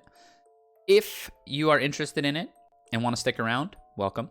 If you're not, or you don't want spoilers, you're more than welcome to catch up on my YouTube channel, which you can see in the bottom left there. So if you are into visual novels or you're into this one, we are pretty well into it, though, so a lot of spoilers have happened. Yeah, you indeed brought your viewerships into something. Also, I'm doing crappy voice acting, so be ready. Their influence must have spread to birth and child rearing as well, and the yoke of tradition made them very powerful. Played some Halo? Let's go. I was playing Halo a while ago, too. The Uematsu successfully gained control of the darkness most living people encountered by donning the filthy title of bedroom woman servants and facing that darkness head on. The Miguruma controlled through the public side of faith and politics, the Higuchi handled food and smithing, while the Nasatsu handled medicine, among other fields. Why are you not getting invited to these Halo gamings? You can. I haven't done it in a while, but I'll let you know next time. We're doing campaign. I'd wondered where the Uematsu came in, and now it all made sense. But as time passed and their family business ceased having a place in modern society, their influence began to decline. War, the drop in demand for hunting, and the spread of diseases from the outside had made the Uematsu lose relevance. And as the final descendants of the family had neither the originality nor zeal to adapt to the times and survive, why can't the Uematsu just become, like, hot tub streamers? Or why can't the Uematsu just do, like, OnlyFans now and purge the corruption over the internet? And the final descendants of the family have neither the originality... Yeah, I read that. Because of our role, we do not consider protecting the bloodline to be terribly important. If an Uematsu girl gave birth, the child would be an Uematsu, regardless of who fathered it. They would be taught the family's teachings, rites, some absurd laws, and then truly become Uematsu. The head would always be a woman, who always worked as a bedroom woman servant. And if she had a daughter, that daughter would be the new head. And if she did not, a different, qualified girl would inherit the role. The Uematsu were bound not by blood, but by ideals. And if Fujiyoshi rejected them, we would be a hollow shell of our former selves. The Yomibito, yeah, that's really fun. The Yomibito are putting all, like, the like, fetish shit and the lewd shit, and, like, the Uematsu have to, like, moderate the and put, like, just clean, like, very textbook, like, missionary style sex to, like, what's the word? To, like, match what like the Yomibito are doing. That's a VN I would read. And it's not like any of the other three families. Okay. The head of the spider's family, the priestess of the spider, had a dark background befitting the title.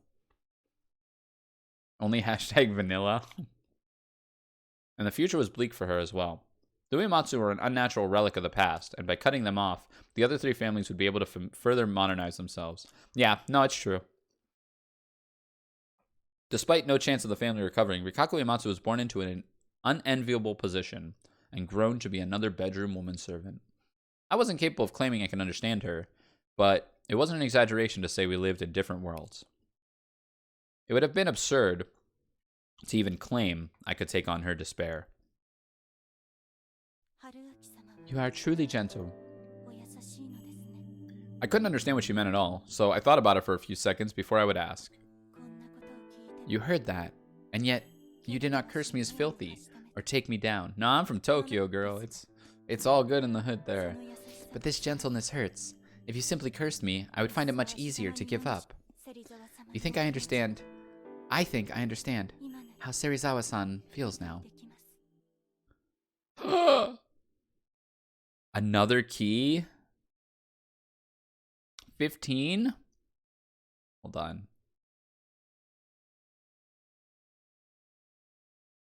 Do we have an option for 15? 15 is like... Could we have, like, searched her? I don't think we can get 15. No, this goes up to 14. Alright, well, time to die, folks. We die tonight, I think. I give up. Why did the locals think it natural to put themselves down and give up on what they wanted? Was it common for local breakups to be considered the woman's responsibility? Or were the men the ones who dumped, while the women simply continued pining or something? Was it a custom? And all I'd say to that was, eat shit. But perhaps the ones making the mistake were the ones who fell in love with girls like that. Is that enough? Can I ask just one more thing? Hi. You're a family head. Do you have anything to do with the secrets behind the feast? No. I do not know what the Miguruma are thinking, but the bedroom woman servants must be of no value to them. Then why were you so certain you could let me escape? The silence wasn't too long. I am a descendant of an old family that lived in superstition. I used my powers as such to take in your poison. I thought that perhaps I could use it to let you escape. There's nothing more to it. That made sense. And now that she used divinity as a basis, there was no room for me to argue. Is that enough? Yes, thank you. I believe you. I guess it's time to sleep. I hope we see each other again tomorrow. You shall not die tonight. The spider, sent to us by Shinai, will protect you. She was basically saying that she would protect me. When you say that, it's strangely believable. Huh? Nothing. Give my regards to Mako. Certainly, but why? I'll probably mention this again tomorrow, but if I ask, please tell the truth. That will end the game. If you're not with us at that point, I will take Mako to the police. Thank you. I believe you. That was the end of that. Still behind the door, she gave me a boring goodbye and left. So who do we think's dying tonight? Kaori?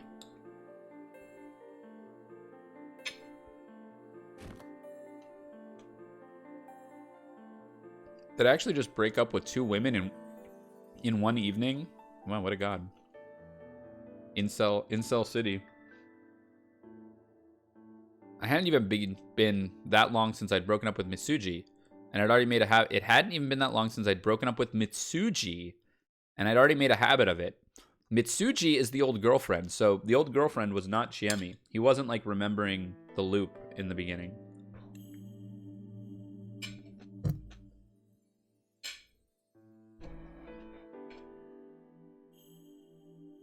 I'd gone on a trip because of a breakup, only to find more of them.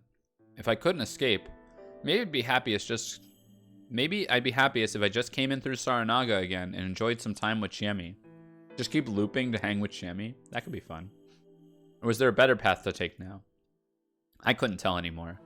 Wolves were out and about tonight, yet here I was thinking about this stuff. Was something wrong with my head? Well, there probably was, but this wrongness was different. Still, I saw how things would go. There was one thing that bothered me, though. Would Rikako-san survive? That question, no, worry, remained floating in my brain. I tried to let go of my consciousness. Yeah, he's a human.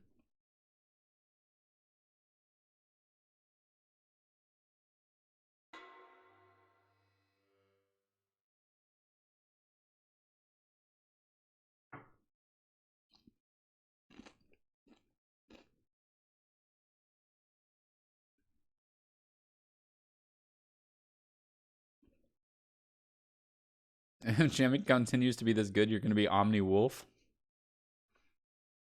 Nothing I woke up to came as a surprise. I hadn't died. I'd known it'd be that way. All that remained was figuring out how to end things. I merely had to find a compromise between what was happening and what I felt. No, there were two more things to consider. The wolves could go out of control before the feast even began, and I didn't know who I had to mourn today. It was 5 in the morning and everything was still covered in mist. I could see things better at night, but not by a whole lot. Was Kanzo-san patrolling again? He was no longer like he had been yesterday morning, so I would hope that he was, but he no longer had a gun. The fact that he, a confirmed human, was patrolling like that was actually pretty good for us. I carefully took a step forward. The wolves were liable to appear from the mist at any moment, so I snuck around, just in case. However, this was a world of mist and ominous silence. As I walked, the grass swayed, and the crunching of the gravel felt loud enough to be heard by the entire village. In fact, even the sound of my heartbeat was deafening. To hell with this, I had to pull myself together. If they were coming, I surely would have heard them. I just had to stand still and know if I was in danger. I didn't hear anything. There was no one. Or perhaps everyone was hiding? As I began suspecting that a murderer was about to pop out of the nearby bushes, I stopped running. I went to the side of the road and hid myself. I carefully thought about the situation. If you looked at the feast as a game, the judges were mostly uninvolved in this progression, leaving it to the players. The only dispensed supernatural deaths to those who killed more than one, or humans who walked around at night. It was minimal intervention. On the other hand, though, that didn't mean that they would stick to the rules and keep the number of victims under 2. So far, the sides that were cornered tried to kill people, even if it meant getting the death penalty. It happened every time. In other words, observance of the rules wasn't really valued, meaning that having more deaths than allowed was not exactly a problem. Not only were the humans unprotected by the wolves, but the wolves, who saw justice in their real story, were entirely capable of disregarding corruption to commit murder. Looking at it that way, I had no idea what the Game Master, Great Lord Shinai, was trying to accomplish. Did he just want to see bloodshed? In that case, why the roundabout method? He was the god of the mountain. The corruption was his law. The Yomi Bito were the enemy, but it wasn't clear whether the ones sent to the Yomi were the humans or the wolves. It made so little sense. If the corruption was the power of the Yomi, it wasn't even clear where the boundary between the mountain and Yomi itself was. In other words, it was safe to think that the mountain and Yomi were the same thing. Shinai was both the mountain and Yomi, a two-faced god who split the Fujiyoshi people worshipping him into opposite directions on a whim.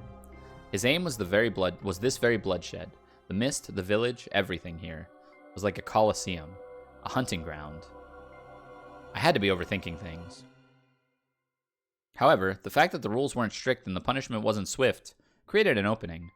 There probably was a way to clear the game with minimal casualties. I had to make it through this situation, though. I made a gamble. After taking a deep breath, I'm not screaming. I screamed at the top of my lungs, then hid. If Kanzo-san or Takumi-san heard it, they were bound to come. If it was a wolf instead, they would make a move, wondering why something serious happened without their knowing. They couldn't catch me off guard if I hid and watched from the shadows. 5 minutes passed, yet I heard nothing. What if everyone was already dead? That was impossible. Not impossible. Maybe they knew what I was thinking and were now planning to ambush me. I was just guessing, but you never know what could happen in this mist. My next option was to sneak around and look at the whole village.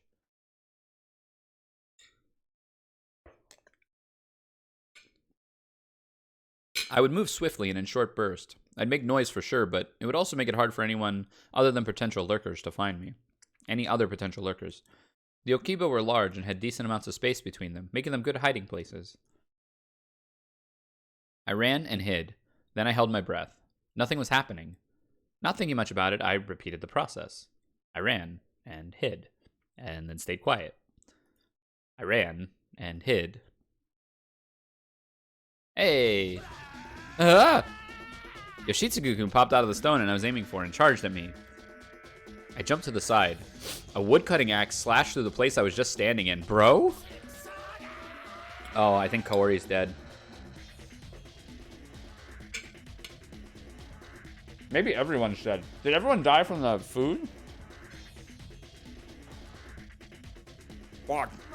Wait, it's me. Calm down. You? Fuck. He then angrily threw the axe away in a random direction and screamed, "Fuck, fuck, fuck! No point in sneaking around anymore." But this made me understand something. His rage could only mean one thing. Was the one who died last night. Fuck. Fuck. After waiting for him to calm down a bit, we began walking together, no longer trying to hide at all. Speaking of, what did I get to eat? Chinese food. I was going to get General So tofu, but they didn't have anything but chicken. So General chicken, fried rice. Pretty good. I'm eating it slowly because I don't want to I want to keep reading and stuff.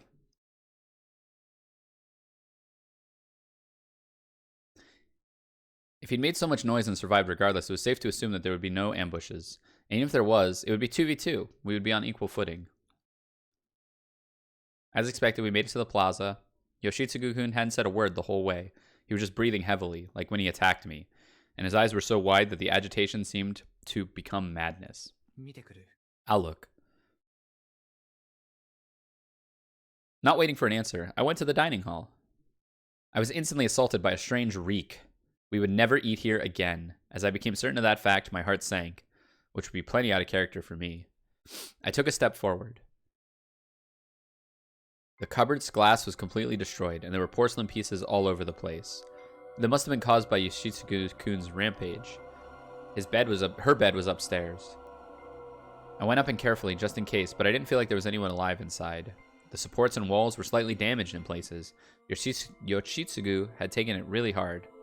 Even the phone, the only one in the village, was completely broken. After seeing it, I went further in to her room. It was the same. The philosophy behind the murder was the same as Haru-chan's. The bloody footprints were standard at this point, but there was no doubt that this was done by the wolves. What was different about was that it wasn't a clobbering, but a slashing. Jeez. Kaori's remains were cut up and drowning in a sea of blood. She hadn't been torn apart, or split up randomly. It was best to say that she'd been cut into rings. Oh my god. Her body was lying on its back, covered neck to toe in horizontal slashes.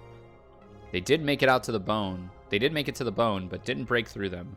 Her entire front was cut open like a fish fillet. I couldn't tell whether she died from blood loss or suffocation due to the multiple neck injuries. Whichever it was, she had suffered an awful end. This is what we want? I don't think so. I think we wanted to know if the old man was a wolf or not. I guess that tells you that the old man might have been a wolf. She'd clearly vomited lots of blood, and her expression was downright demonic. And that means the old man was not the badger. If the old man was the badger, you leave the crow alive, because then the crow will say that it was a human that died last night, and that sows dissent. So the old man was either a wolf or crazy, so it's good that he's gone. She clearly vomited lots of blood, blah, blah, blah. Had she been conscious while it was happening? Were the forces of the detestable wolves burned into her now dead eyes? Or the faces, excuse me.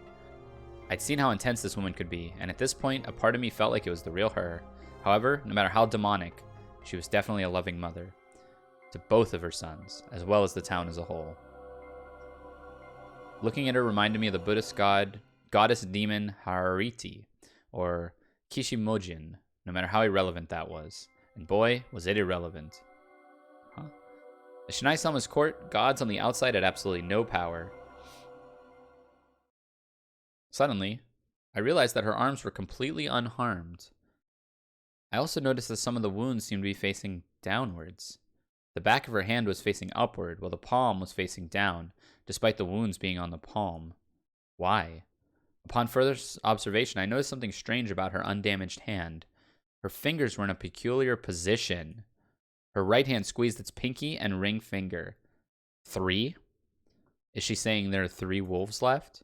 Meanwhile, her left was grasping all the fingers except the thumb. Had she been conscious when she'd been getting these wounds? Had she bent her arms and pushed her fingers to the floor in this position? Was it a shape created by her painful, absurd end? Or perhaps some sort of message? Yoshitsugu-kun had caught up with me, with Yasu in tow. Mom. That's it? What are you getting at? You think you understand how I feel? You want me to wail or something? I'm grieving too. This is pure despair. but I need to think so that I can avenge her. Mom always told me to think a lot, study a lot, and become a hallmark of excellence so that Dad could rest in peace. I'm jealous of you. You don't have to deal with that. You lived however you wanted. You still got all of Mom's attention. Oh yeah, we wanted it because, like, it's a good trade, but...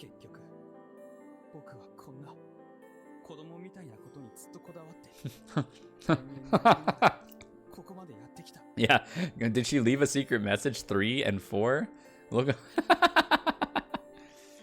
In the end, we've been clinging to something so childish my whole life, and always wasted time on such useless thoughts. But I still thought that all these walls between us would be gone when you grew up and Mom became reasonable.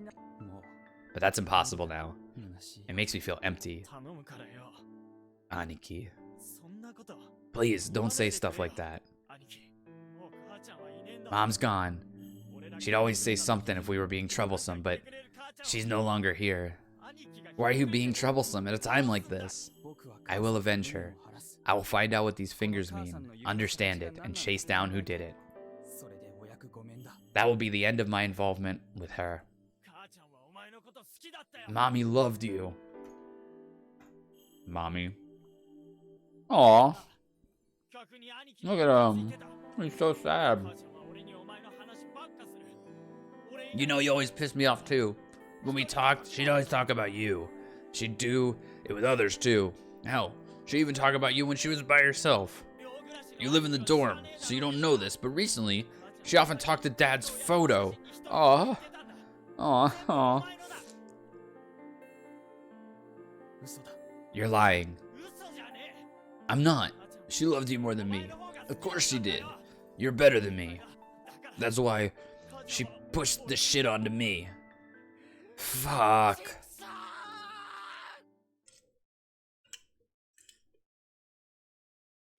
Damn. Suddenly, he pushed me aside, went forward, and reached for her body. Hey, what are you doing? Oh, Mommy, I'm sorry. Sorry, Mommy? Sorry? Sorry? Mommy? I meant to say, Mommy? Sorry? All choked up, he screamed and opened his dead mother's mouth. Shit, it ain't here. Yoshitsugu, stop. Did she swallow something? Why? Yasunaga-kun's eyes widened and my question was, Shitsugu-kun reached for the wound on her neck.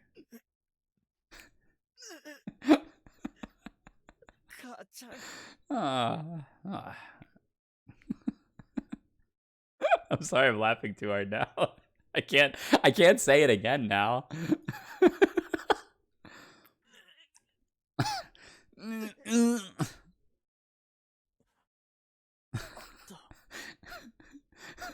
Stop! I can't stop laughing.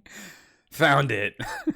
What was he cooking? What did he take out? It was something small and covered in blood. He cleaned it with his fingers, exposing something transparent. Apparently, it was something covered in food wrapping. Aniki, open it. She told me to dig through her body if she died. Stop shaming me for laughing. I'm laughing at the other shit. Thank you. Impurist Club always understands. Dude.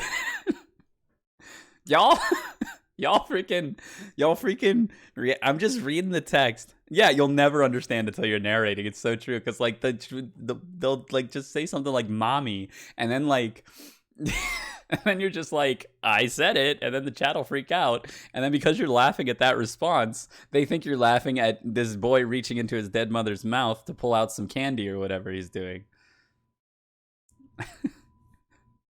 She told me to think through her body if she died. And give what I found to you. She really did love you more than me. Wake the fuck up, sheep. Fusaishi-san. Sorry, but could you open it for me? My hands are shaking. Shit. God. I felt apologetic. I probably wasn't even supposed to be here in the first place, so I would at least do this much. The wrap held a rolled piece of paper inside. When I unrolled it, I realized just how small it was. It was tiny, but legible writing on it. The wrap protected any damage caused by blood or saliva, so I could read it clearly. Does she have the insider scoop? Whoa! 1. Rikako Imatsu. 2. Chiemi Serizawa. 3. Chikamochi Kamoshida. 4. Meiko. 5. Other. I'm not reading that. Please read this together, you two. I always knew you were concerned about my attitude. I wanted Yasunaga to show what he's capable of somewhere far away from this dreadful place, and I'd be too worried if I didn't have Yoshi at my side. I came this far with such thoughtlessness, but it didn't seem like I would survive the night, so please understand this much. I love both of you more than anything. I love both of you more than anything in the world. Please forget everything aside from that and have fun. Have a fun, brotherly life. Aww. Man. Here I was laughing at mommy jokes, and now 3 and 4. Oh! Oh, shit! Hold on.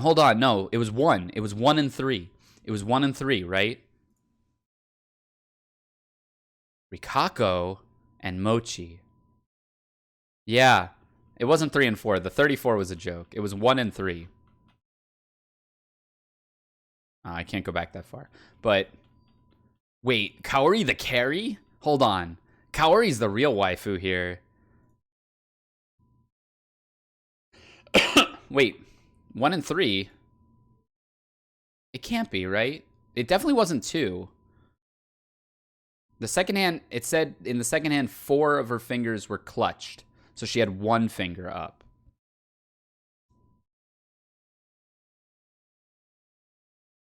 I think it said she had 4 fingers clutched.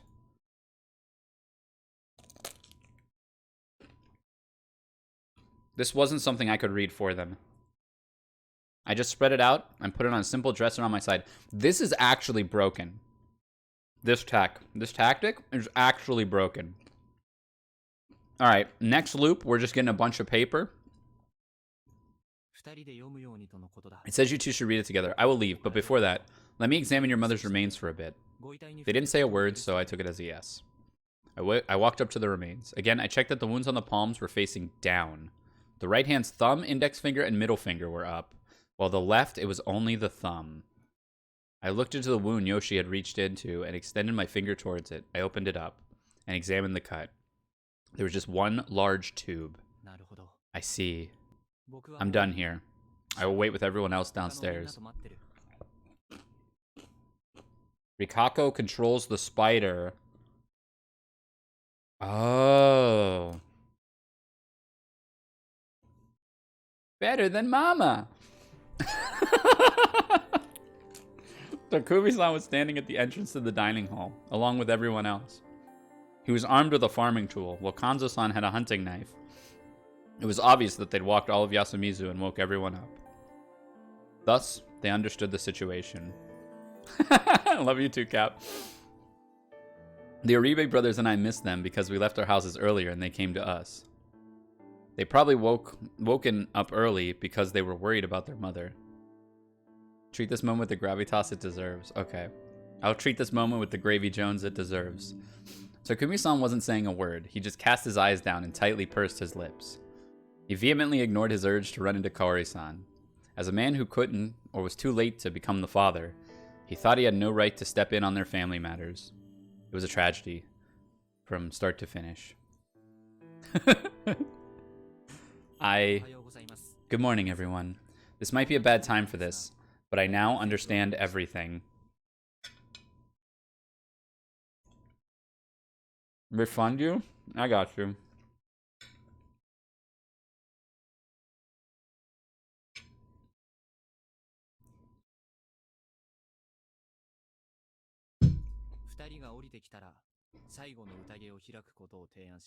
Once they're back, I propose we start the final feast. Dude, is Rikako really a wolf? That's actually busted. Is the VTuber model like... I didn't even see. Is it like chewing? Oh yeah, it chews a little bit, even though I chew with my mouth closed. It took a whole hour. I didn't hear any loud noises from upstairs the entire time. That was why, When they came downstairs with red eyes, we all understood that they'd been quietly crying. Everyone silently agreed with my proposal, and we all went to the hall. How are you going to end this here, though? We all had our sake, and the eldest among us spoke. We're starting the feast. Yasunaga-kun instantly raised his hand. May I, Fusaishi-san? I don't mind. Then, I declare that Rikaku Imatsu and Chikamochi Kamoshida are wolves. Yeah, if Rikako's the wolf, Chimi's the best girl. Huh? Aww. Wait, why is Mochi not in a dress? Wait, didn't you believe Uematsu? Saving the snake, Fusaishi-san, from death made her trustworthy, but not completely. In fact, by getting Fusaishi on her side, she probably avoided becoming the target of his ability last night. That might have been her intention. That's his school outfit. That's his school uniform. He wore it in the first loop. Well, it's true that I investigated Yoshi last night. You suspected me? What was the result? He's human. I knew it. That means the only ones whose identities we don't know are Rikako, Meiko, Chie, and Mochi. However, my now late mother, Kaori Oribe, did a final filtering for us. Yo, they got filtered. Why isn't there any mist? That's a good question. He reached into his pocket and took out the letter, Kaori's final words. Everyone came closer and read it. Some began to choke up and cry, but everyone knew that what mattered right now was the message she'd left to the brothers.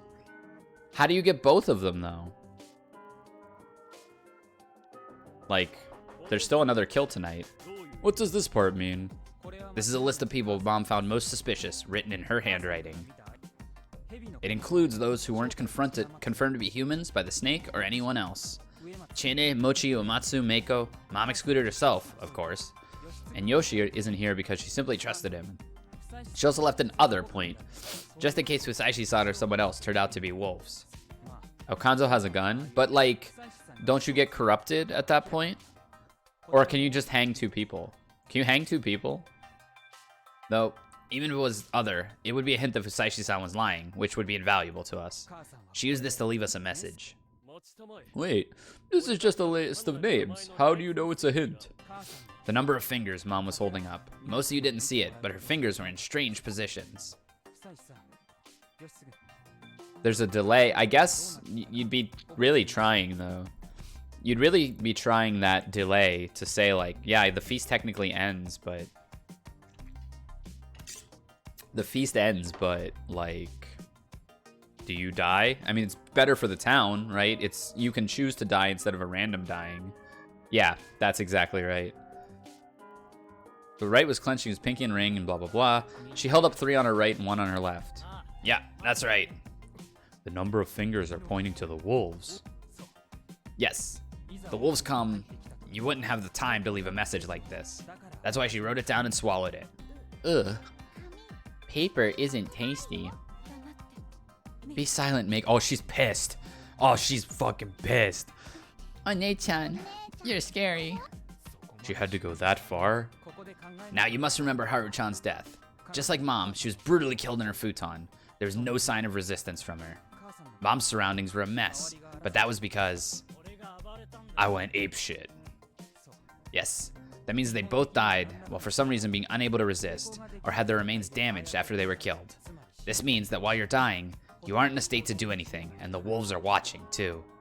It's hard to imagine that you could leave any dying message in that situation. But Mom found a loophole. A raging loophole. I see. It's hard to think you could write a message using your own blood or something. The wolves would just see it and erase it. Exactly. You can't leave any major information. However, if you write the actual information somewhere else and provide the bare minimum needed to find it, that would be more than enough. Mom's always using her fingers, and the wolves didn't notice.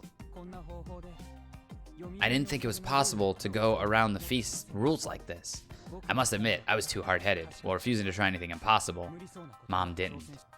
She went as far as to swallow this, so I can only imagine how dedicated she was to leave this message. To be fair, it's not that hard to swallow a piece of paper, like a rolled-up piece of paper. That is all. Uematsu, so you killed her, huh? So we should have hanged her yesterday. No, that's not true. That's pretty sloppy. Yasun, is that really enough to conclude that Richan and I are the culprits? Exactly. I know full well that I'm no wolf, in which case, I can only say that Oribe-sama's fingers have to be some sort of mistake.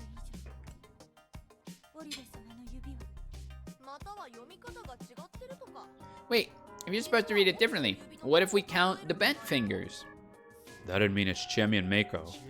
The complete opposite. Meh? Mako is not a wolf, and neither am I. If Yoshitsugu Oribe-sama is a human, then it must be Serizawa-sama and Kamoshida-sama. Oribe's fingers must have been some sort of mistake. What are you saying? It's not me. Yeah, it doesn't really make sense.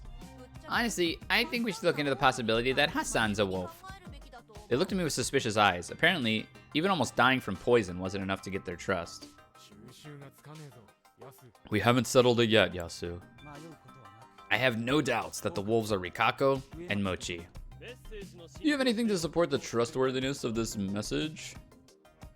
I didn't want to say it, but when the poisoner used aconite, I thought of you. Oh, I see. Because he's a Nosato? Well, it's true we learned how to handle poisonous plants.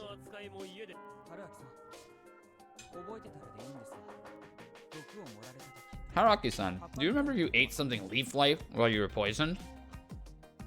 I'd been on guard, so of course I remembered. There was some largest onions and cabbage pieces, but I didn't see anything strange. Exactly. We all checked your bowl afterwards, and it didn't look like there was any aconite inside. That must mean the poison was in fluid form, extracted from the plant itself. The only ones here capable of doing that are Kinosuke and him, the ex-heir apparent to the family, who knows a lot about herbs, poisonous or otherwise. That reminded me that last time, Kori-san put just the cut leaves, and Kinosuke-san instantly noticed. Really? Don't we all know what aconite looks like? Anyone could think of extracting poison, right? Why aren't you just saying that it's not you? But it isn't. I mean, look at my arms. There's no way I could cut up a corpse. How did you know that Mom's body was cut up? Fucker, hold that shit. You're getting hanged. Everything seemed to grind to a halt. I didn't say your name was you didn't tell me your name was America, did you?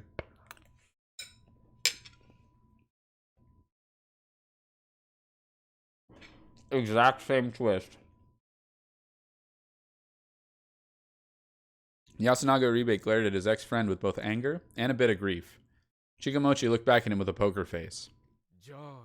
So, Kari-san's message is true. Yes. Kamoshida-sama. That cannot be true. Alright, hold it. I got some looks that could kill, but I had to do it. Everything depended on this. I believe that Yasunaga-kun is on the right path, and that Kari-san's work is invaluable for us. However, I believe there are some things that you failed to consider. What is it? I'm all ears. Ignoring a somewhat antagonistic tone, you mentioned Kari-san's body. All of it was covered in cuts, except for the face and hands. First of all, why did they ignore those places? Consider Haru-chan. Her face was intact, but her hands certainly weren't. I felt bad about making them remember things that they didn't want to, but I had no choice here. I think I can understand leaving the face. Considering how brutal the murder is, the face being untouched just makes it more cruel. But what about the hands? Fingers are easier to cut than any part of the body. Why did they leave them? Wouldn't you say that seems artificial? Like whoever did it wanted to leave a dying message? Artificial. Yes. To cut to the chase, the wolves left them like that to trick us? Huh? Hold on. That paper had Mom's handwriting. Oh, and it must be. I don't doubt that. Kaori-san likely swallowed it for the plan you mentioned. That's right. Mochi eavesdropped on the Uribe family, and I bet that's when Kaori made that plan. So, yeah, like Mochi is, but Mochi is framing Rikako. Mochi is framing Rikako as the second wolf. And that's why he purposefully outed himself. He would never he's too smart to accidentally out himself. So he heard that, figured out what it was, and put himself and Rikako instead of himself and whoever the other wolf is.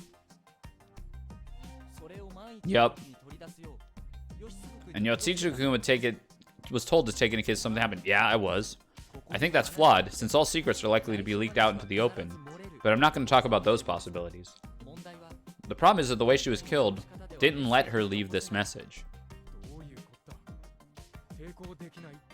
You think she couldn't have resisted because she couldn't move a finger?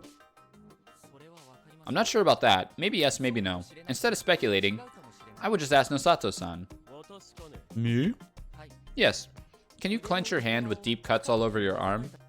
No. That is impossible. The muscles that move the joints in the finger are connected to the arm, not the palm. What? If she put her fingers into those positions before she was cut, her hand should have opened when the muscle was damaged. On the other hand, if she wanted to do it after the cuts, she couldn't grasp her fingers anymore. But that... Ah. I see. So that's why the wounds were facing down. They were? Yes. The wounds on the arms alone were facing the floor instead of up. She couldn't clench her fingers, so she moved her arms against the floor to force the fingers into that position, and... Do you really think she could? Her arms were destroyed so badly, I highly doubt she could move them. Though, this is a matter of likelihood too, so let's assume there was a 50% chance she could do it. So far, the only unnatural thing is that the fingers were unharmed, grasped, and that the secret talk didn't leak. There's also another strange thing about it. She was injured in her neck too, and it was a deep wound, but it didn't seem to reach the bone. There was one large tube in the cut. Masato-san, what's the first thing you came across when cutting the throat? The trachea. That means Yoshitsugu-kun took the paper out of the trachea, the tube that passes air when breathing. When something's stuck in a place like that, you'd quickly suffocate. There's no way she could have gotten it in there. That is true. We have a cough reflex. If you swallow something, it's bound to pass the esophagus instead of the trachea and end up in your stomach. Also, just like Haru-chan, she vomited out a lot of blood. The letter must have left her body when she was being murdered, and the wolves must have noticed it. The letter is real, but it was stuffed into her throat afterwards by wolves who don't know anatomy. Okay. I mean, our guy's a genius. Haraki is a genius. And, yes, the hands were unharmed because they wanted to pass on a false message. The wounds on the arms were reversed because the number of fingers wouldn't stay that way unless they used the floor to do so. I don't know who we are, Captain, by the way. Like, we thought he was like a forensics guy for a while.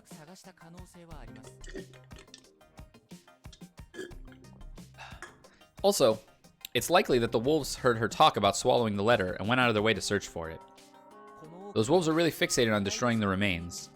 By being thorough about that, they prevented any chance of the humans leaving such messages. At least, that's what I think. They're really meticulous, astute, and cunning. A bit tired of talking, I fell silent for a moment, and no one spoke up in my place. We were all at a loss for words. That's why Kaori-san's fingers are a red herring. We can't base our accusations on that. Kanzo. Have the dead left any messages in previous feasts? The elders all used to say, the dead only tell Yomotsu Okami's lies. There you have it. I like those words. They were on theme with the story, too. Yeah, of course, everything in this world is on theme with the Feast of the Yomi Purge. You can't trust dying messages, but merely proving that Kaori-san contributed to us immensely. I understand and agree. With all this new knowledge I don't have, it does seem very suspicious. Then, who are the wolves? What does Mochi slip of the tongue mean? We already have the answer. Rikako-san, what did you say before we talked about this? If Oribe is a human, then I and Meiko are human as well. That leaves just Chikamochi and Chiemi. Her words were slow, and so was everyone else's reaction. Slowly, they turned to Chiemi, who'd almost never faced suspicion this whole feast. No way. I mean, what? Well, I don't want to believe that too, but there's nothing that says it's not Rikako-san, right? She's flubbing. Then I would let her do the talking. Rikako-san, you aren't the spider, are you? Correct. I knew it. Naturally, the impact of that revelation was great. You could tell by just looking at everyone's shocked faces. Who is the real spider? Meiko. Are you sure, One-chan? Yes. I trust Haraki-sama. Yes, I am the spider. I had One-chan's thing on my tummy. She pointed at Rikako-san's brooch. Huh? What? Why? Did you see her guardian mark? Of course not. That is a taboo act that would render me deserving of the corruption. However, as a bedroom woman servant, it is my role to watch over the darkness. So in the case that the mist came, and this girl became involved, I taught her a few things, since she could not read yet, and so I could help her. I remembered the symbols! Ah, what are you drawing there? The Guardians! Ah, look at that. She said if I'm the spider, my leg starts to hurt. Oh, Ne-chan, I rolled in my futon and hit my leg. Aha. Aha. And if you were the snake, my eyes, and the crow, my tummy. And a wolf, my head would hurt. Meiko was talking way more than usual. She probably wanted to talk a lot during the feast, but we never gave her the chance. And the monkey? Then I don't have to say it. That is because I cannot claim to be her when she is the monkey. I see. But how did Meiko write down the names of the people she'd protect? I wrote them down myself, then gave them to her when changing her clothes. Oh, so there goes the misspelling theory. It doesn't have to be the one with the guardian themselves who writes it then? I was not sure, so I had her copy my writing. I learned all the hiragana. This might be an actual loophole in the feast rules. Secret talks during the day are never actually secret, but if you somehow encrypt the information ahead of time, then the wolves who got it couldn't decipher it. They probably wouldn't even recognize it as info. Ooh, can we do that? Can we plant subliminal messages for another loop?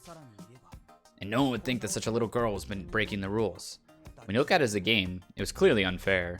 However, when our lives were on the line, who really cares about that? Yeah, she really just killed me. Or I guess let me die.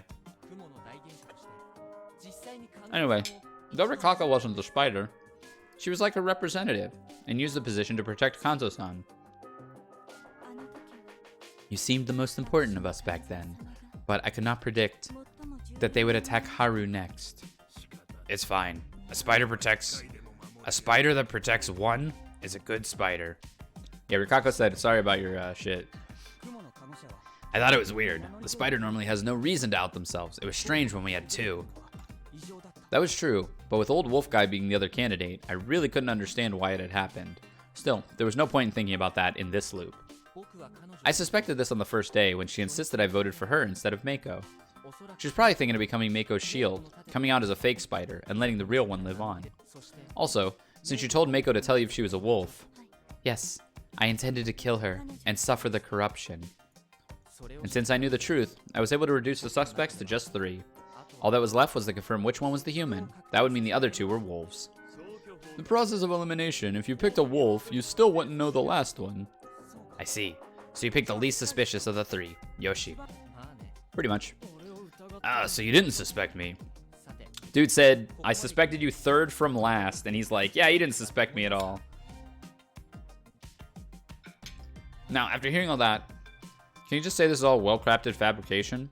And you, the 2 have left thanks to the process of elimination. Do you have any excuses that would prove you aren't the wolves? Got your asses. If I am, why was I a wolf in Mama Kaori's false info? Yes, it makes no sense. Why did the wolves have to mix true information in with the false? Yeah, it's the guy biting the metal and pouring the champagne. He's like in 3rd place. He is the decoy. How? Do you believe I was poisoned? Yes, that still isn't clear. That's why Lady Oribe was suspected. She was the only one who could target you. Wait. Yes, she's the only possible option. If you're aiming specifically for me, anyway. I see. So that's how it is. It didn't matter who died. Exactly. It wasn't a target at all. They just didn't care about who died. Whoa, hold on. What do you mean? They targeted you because you're the snake, right? That's the very source of the misunderstanding. It just so happened that the poisoned bowl went to me. He probably found a chance to get poison in any bowl and took it. Maybe it was just a drop in the top bowl. He had more than enough opportunities to do something that simple. And when it was time to eat, the wolves just avoided their bowls and chatted while watching something was happening to the others. They only eat after they saw who got the poison. After the chaos that followed, it was impossible to tell if somebody was avoiding the food. If no one ended up getting poisoned, it would mean that one of their bowls had the poison, and they'd say they weren't feeling hungry and excuse themselves. Anyway, doing that would reduce the humans by 1. Makishima, Takumi, Yasunaga have a lot of influence here. Misato's position is complicated. Rikako is the self-proclaimed spider, and I'm the snake. You can say that most of the humans are worth killing for them. And if the poison killed someone, the only suspect would be the cook and the only one who could target someone. Kaori, the self-proclaimed crow. Then, you almost died. Because of a simple coincidence. But since I just revealed that I was the snake, it was extremely effective. If I died because of this, the wolves wouldn't have killed Kaori-san, and she would have been hanged today. Makes sense. Took a few breaths, everyone was silent, probably because they were reflecting on the way they'd suspected her yesterday. But not only did I survive, Uematsu-san's strange power that saved me helped her gain some level of trust.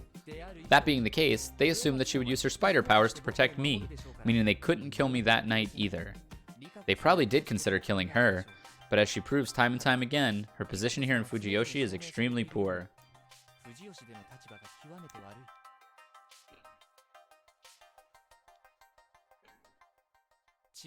It was enough for her to be hanged if measured against Chiami-chan.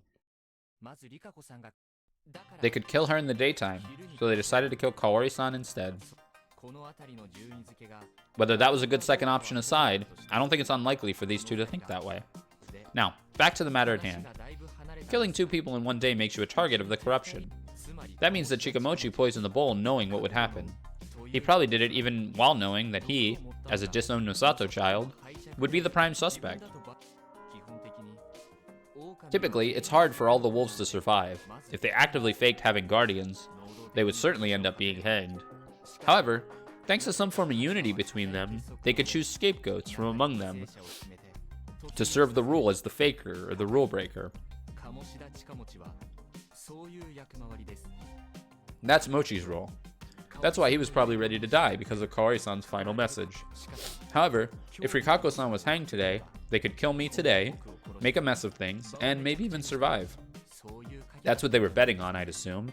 Unfortunately for them, it didn't work. He looks down with a half smile, gathering everyone's attention. That seems really one-sided. I mean, we have no proof that Hassan and Richan aren't what they claim to be. He brought up something that we'd been over already. And since that was all they had left... And maybe you can actually read Mommy Kaori's fingers some other way. Mochi, that's enough. It's getting cringe-worthy. Let's go! Then... Yeah. What? Let's kill them all? Everyone here had a certain hope. They believed that, if exposed, the wolves would admit it and give themselves in. It would be too late for them to keep the struggle going after all. Certainly they wouldn't attack humans head on. Certainly their ex-neighbors wouldn't be that malicious and murderers. I couldn't blame them for their optimism. I was the only one who knew how badly Yasunaga Oribe changed last time, so I should have been the only one to take care. However, even I could be taken off guard. Know that the current wolves were wicked, but I thought that was because of Chikamochi Kamoshida, the boy with unusual tendencies and devilish intuition. I knew that she could use a gun, but I didn't expect her to whip one out right here in front of us. She was... the girl who'd told me to leave her and run, despite the invisible god that was terrorizing her. The girl who'd opened herself up to me despite knowing it wasn't meant to be. I never would have thought she'd bring a gun to this place and try to take everyone with her. This turn was so unexpected that the smart ones here were frozen. Those who hadn't suspected her weren't moving either. The ones who did, Chummy, stop, was the one most protective among us. You fool! And the one who didn't trust anyone. Oh! The first shot was fired. The buckshot aimed at the end of the circle was blocked by Takumi-san's body. His large frame absorbed the bullets, bursting apart. Wow! Past his collapsing body, I saw her face with a beastly smile. Oh my god, another moment later, Chikamochi fired his own gun. Kanzoshi was charging towards him with a clenched fist, and the shot blew off his face. Next. Beyond the bloody mist they left behind, I saw the eyes of a bird of prey. Run! The next person Shemi aimed at was Yoshikun, who was trying to charge at her. That was when Kanzo-san, on the very verge of death, landed a punch on Chikamochi. As I absent-mindedly watched, Kyo, Fusaishi, it's up to you. I felt like I'd heard that voice, which snapped me out of my torpor. Kinosuke was the same in that regard. Our eyes met, and then I hurried to take Rikako-san and Meiko's hands, while he grabbed Yasunaga-kun by the shoulder. Oh my god, without even seeing the results of the third shot, we ran straight for the exit. We were closer to the exit than the elder side. We heard another gunshot, but we weren't in a situation to turn around. Rikako-san dropped to the ground, letting out a cry as she did, and ended up basically dragging her so we could evade our assailants. Kinosuke, she saw this. His expression changed, and he, still holding Yasunaga-kun's hand, used his open hand to push my shoulder. I felt like there was a silent understanding between us. Not saying a thing, he hurriedly let go of Yasunaga-kun and took Rikako-san's hand, while I took Yasunaga-kun's now empty hand. It was irrational action. However, I'd probably thought that I had no right to hold her by the hand, a feeling which made it hard for me to run. Kinosuke, she staunchly grasped her and started running. Following his example, I took Meiko under my arm and started running, pulling Yasunaga-kun with me. The young man seemed to be in a stupor. Was it just me, or was the mist even denser than usual? It probably felt that way because I was running, making the lack of visibility way more dangerous. I followed the gravel path and ran up a hill. Oh my god. It's okay, I can run by myself now. Hearing that clear voice, I let go of his hand. Where do we go? To the Nosato mansion. It's the sturdiest building here.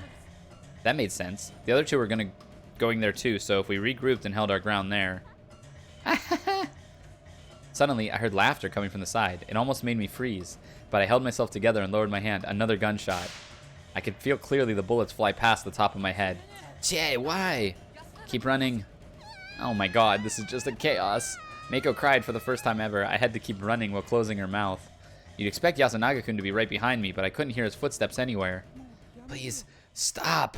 He was probably trying to convince Chiemi. I've always liked you. Oh, how romantic. I've always liked you, you know. The feeling ain't mutual. Based.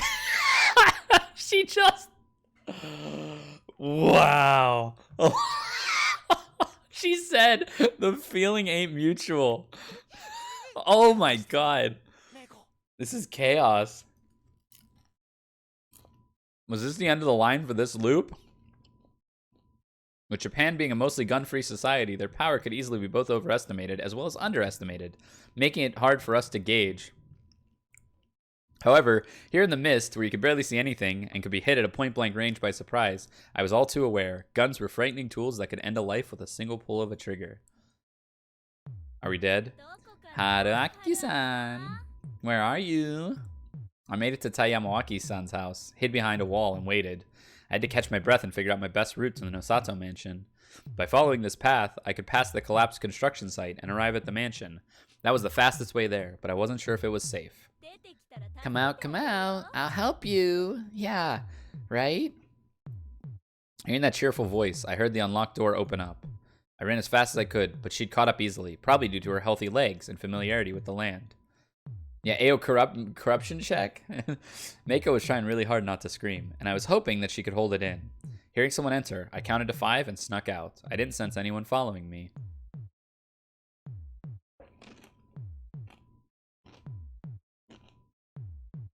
Going down the hill, I passed the plaza and continued making my way to the Nosato mansion, hoping that they'd missed me. Putting Meiko on my back, I continued sneaking. This was the second time I'd reached the final stage with her by my side. Was it fate or something? Shaking away that question, I went ahead. I kept moving forward.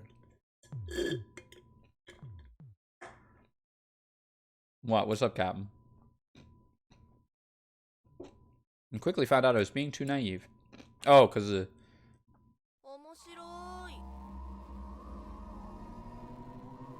funny. There was a person right before the mansion. You're way funnier now than when you were alive, Uncle. Oh my god, these people are just crunching.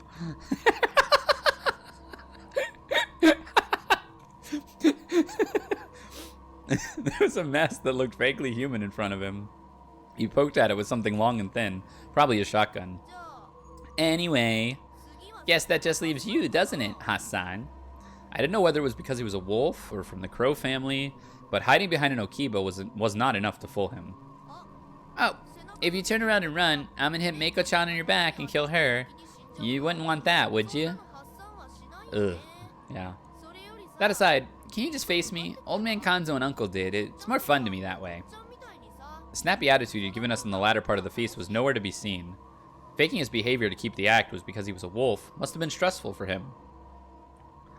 Right now, I was close to him and could tell by his expression that he was extremely refreshed. But man, Kinosuke seemed to have struggled, probably to let Rikako escape. He had guts in him somewhere after all. I don't like shooting people in the back, like I did with Richan. It's in poor taste. Fuck. Let Mako run away. That won't fly. I'm an Okami-sama, you know. Can't let the top Yomibito just walk away. No, since she could return to Yomi on her own or something. Is he bound by the curse of the real story? I let Mako go. Go down the cliff until you reach the river. Can you do that? Doing that probably meant getting the same ending as last time, but it wasn't impossible that she'd make it. Chimmy wasn't with us. Maybe if the little girl was alone. Whatever the case, it was better than just letting her get shot. Fusayuki-san. It's fine. Everything's gonna be fine. And most importantly, if I died here, all this would return to nothing, and I'd loop. I'd actually reached the point where I considered that in my calculations. Bye-bye. As she started to run. Yeah, nah, just kidding. Oh my god. Yeah, this guy's crazy. Was this how they really were? Or was this caused by the real story? My body moved before my messed up brain, which was something I didn't expect. My instinct to protect children must have taken over. Bang. I heard the gunshot, then felt lead bullets bite into my body. Ah. Because of the poor visibility and because the buckshot was small, probably meant for birds, the wound wasn't fatal. Still, the pain assaulting my body felt like I was pierced by the dull tip of a sword. I staggered a bit, and then fell to my knees. It hurt. A lot. I didn't feel Mako behind me. She must have run away without looking back. No idea if that meant anything. It hurt. Fuck, man. It hurt a lot. What was that about? Why would you die for her? You're supposed to play with me, Hassan. Get it? Play with me? It's a play on words, I guess. Ignoring my pain, he just said that. Oh well. If you're not up for it, maybe I can turn you into a funny corpse. Oh my god. That's not what we agreed on, Mochi. Hey, yo. As I heard that voice, I looked up and saw that Chikamochi Kamoshida was dead. The wolf that popped out of the mist wielded a blade instead of a gun. I said, I'm gonna take Haruaki-san. It was an extremely sharp kitchen knife. It was embedded into the hilt. It was embedded to the hilt in the other wolf's head. The boy quickly collapsed without saying a word. Oh my god. Jimmy grabbed his weapon, checked the chambers, and clicked her tongue. Then, she walked up to the boy's corpse. Ah, out of shot. What a waste of bullets. You suck, Mochi. And removed the knife from his head. The body jerked for a moment and then lay still. She looked at the weapon, wet with gray matter, and then threw it away. I wondered what she'd do next, and she took out a new weapon. It was like her entire body was a weapon. I began to question just how well I'd actually known her. Haruaki-san, you're all alone now. It's just the two of us. Not like that means much. She sounded bored, but I could feel the bloodlust and malice behind her words. Can't say anything anymore, huh? Why? Ah, you can talk. Good to know. Why are you doing this? Can you blame me? There's no other way for us, is there? I didn't think you were like this. I don't know if it's the law or the legend or whatever, but I always thought you'd always resist it, no matter how scary it was. Yet you... Too bad. She spoke with unbridled malice. You think it's 'cause Shinai said it? No, don't be stupid. It's God that's making everyone dance like they're... Ayo? Different God? Listen, I just really wanted to kill. Yeah, I even returned back home just because I wanted to kill someone. That's why I'm feeling great right now. Too bad, Romeo. That's how I always was. You have no luck with women, do you? But that was just... I thought about what it would be like to kill you from the moment I met you. In a way, this moment is like a dream come true. I'm breaking the rules, so I'll just be a pile of meat tonight. This'll be my final bit of fun before that happens. So now, let's make a bet. All my curiosity about the mystery, the fear of the path leading to it, even the pain were all gone. Only pride was left. Give me 10 minutes. I'll use them to run away. Once the time's up, you can chase after me. If I get away, I win. If you win, I wanted to set my own rules. I'll die with love for you. That sounds great. Even if this was meaningless, insane dead end, I would go and die my own way. Okay. Albeit staggering, I could still run if I ignored the pain. Blood was flowing out of all the wounds in my body, so it was probably leaving an easy-to-follow trail behind me. Even so, I ran uphill, towards Kami Fujiyoshi. I knew that the path was closed off here. The last loop, Haruchan had entered the mountain and gotten stuck. The Misty Mountain was a separate realm avoided by the people of Yasumizu. Perhaps, like when I'd left through Saranaga, I was about to get lost in the mist and die to some monster. Even so, if I brought Chemi here, I could maybe give a chance for Meiko to escape, and that was good enough for me. If she wasn't coming after me, it was unlikely that she'd go after Meiko instead. Chemi would be left in the village all by herself, to her own insanity. In that case, I figured I had to try running away through here at least once. I'd given up on trying to understand her insanity this time around. Next time, yeah, I'll think about it next time. I passed the cliff and reached the mountain. The mist was even denser than usual. I looked down and noticed that a lot of the road was covered by a landslide. The earth, sand, and collapsed trees made it pretty much impossible to walk past here. I couldn't tell if it was artificial, nor did I have the knowledge to investigate and find out. I just followed the path. The 10 minutes had already passed, so Chemi must have been tailing me. Whenever I stopped, I felt I could hear the sound of rustled grass in the distance. She was chasing me. From what I could tell, she was actually following the winding mountain path. That was good for me. I wanted her to keep it up. It made it more interesting. Maybe she wasn't really trying to catch me. The distance between us wasn't closing at all. I suddenly became a bit dizzy. There was a largish tree nearby. I sat down next to it so I could catch my breath. My vision suddenly turned dim. I quickly opened my eyes, and I had a bad feeling I'd be out cold for a decent while. I tried standing up and realized that I couldn't move my limbs properly. I must have lost too much blood. The end was close. My dulled senses told me my pursuer was nearby. I tried finding the path again, but I couldn't for some reason. Apparently, my sense of direction, perception, and judgment were fading too. Perhaps things would have worked out if I wasn't injured. No, this was a different realm. Though acknowledged by a few, the outskirts of the village were the hunting ground of the merciless mountain god, Great Lord Shinai. The only ones free to move in here... I couldn't wait, so I just came down. Were the madmen siding with the mountain god. This was unreasonable, unscientific, superstitious even, abnormal. Why was Chemi up on the mountain?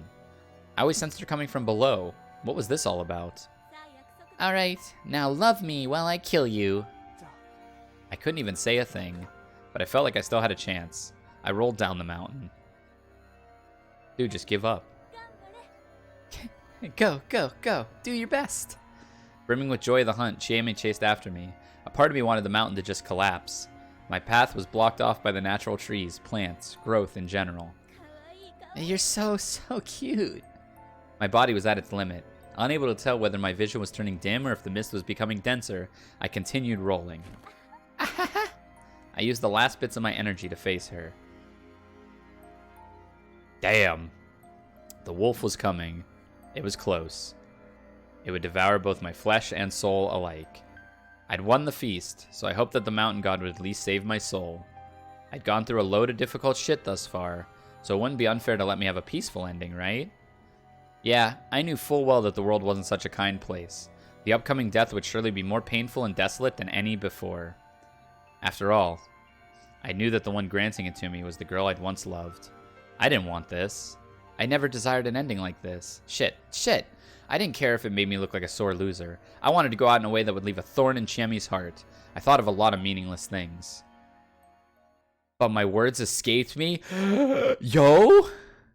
The wolf's fang pierced the spider instead of me. Why? That was all I could say, physically and mentally. Why was she alive? Why was she here? Why did she protect me? These questions spun in my head, but only the last one found an answer. Of course she would do this. She was a descendant of the Uematsu until the very end. Her sense of duty and justice hadn't faded, even on the brink of death. She glanced at me, completely denying my assumption. That wasn't it. She was simply obeying her wretched, unwavering heart. After all, I was special to her. Sorry. I said another word. Sorry, I couldn't stay with Mako. Sorry, I couldn't protect everyone. Sorry, I talked a wolf into a gamble that made it impossible for me to look you directly in the eye. Look you directly in the eye. That was the last word I would ever say. Even so, my eyes and ears were still active. Thus, I witnessed everything that happened. Don't get in my way! With a maddening scream, the madwoman tried to pull the knife out, but she couldn't. It was probably snagged in her ribs. Oh, ow. So badly that neither pushing nor pulling helped. Serizawa-sama. Her voice was hard to make out due to all the blood leaving her mouth, but it was calm, gentle even. I shall take in your corruption. What do you know? Yasumizu's Yomi's corruption binds me no matter what. Would I remember enough of this to think about what those words meant next time? My failing vision merged them into one, and I noticed Rikako-san's hand reach for Chiemi's neck by chance. Her finger caught on something. It was something on a string. A pendant? This is... No, don't look! Chiemi released the knife, snatched the object back, and held her chest to hide it. Serizawa-sama. Her voice was dense with pain. Not only that, it was also tinged heavily with pity. I am so sorry. That is a corruption not even I can take in. I had no idea what those words meant, but they carried the impact of a death blow for the wolf. Aha! I knew it! God, I knew it! I'll kill you! Where are you? Where? I'll kill you! Come out! With that scream, Chiemi ran off somewhere, into the mist. She probably had no clear direction.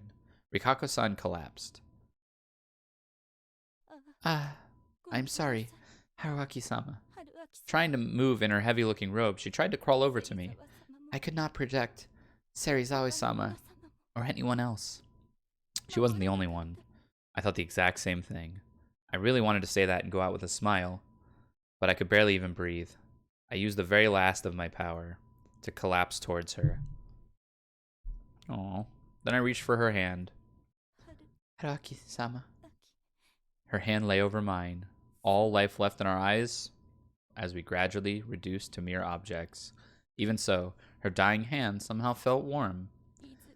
When we rise again, I will be more honest. Yeah, I wanted to respond to those feelings properly. I would destroy all my chances of losing, and I would leave the mist alongside this foolish, pure, lovable woman. Next time, for sure. When we rise. Ding! Raging Loop. L-O-U-P.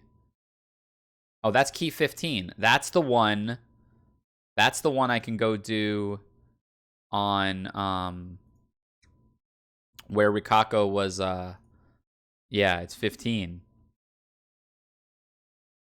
Hold on. Let me just look at it. How many keys are there? 20. With the union of the humans, Rikako-san's stun, and Kaori-san's sacrifice, we finally determined who all the wolves were. But they were one step ahead of us. Through their self-destructive attack, everyone died. The worst outcome. I have to aim to get better of them in order to repay Rikako-san for protecting me all the way to the end. Wow. Yep. Wow. Okay. That is going to. I want to see the. I want to see the hint screen. I think for this one. Oh, you missed it. Well, don't worry. It'll be on YouTube tomorrow. 24 hours after the stream, it'll be uploaded to YouTube. We got another ending, so yeah, catch it on the YouTube. Definitely check this one out. This was a good one. I kind of want to watch this hint corner. He's probably just gonna tell me to go back to. Yeah, I'm just gonna watch all the hint corners at the end. I think I don't really need it. I just kind of want to see what he would say. So Chimmy and Mochi and who? Apparently Mamiya. Because it's just question mark. Which we kind of called. So, funny thing about this, I saw that screen. So I look for thumbnails for my YouTube videos, right? I saw that thumbnail, that image of Chemi and Mochi with guns. And like on Google Images, I saw that image while I was looking for thumbnails, and I didn't even put 2 and 2 together that it would be from this loop. Even once we knew Mochi was a wolf, I didn't even put 2 and 2 together that like that was from this loop until I saw him in that hat again, and I'm like, why isn't he in the dress? That's what made me think of it, which is crazy. I thought it was some joke ending. Why would you Google images? Because I was looking for thumbnails. Okay. Let me get the music back on. Do an outro. It's been a long stream, folks. 4 hours.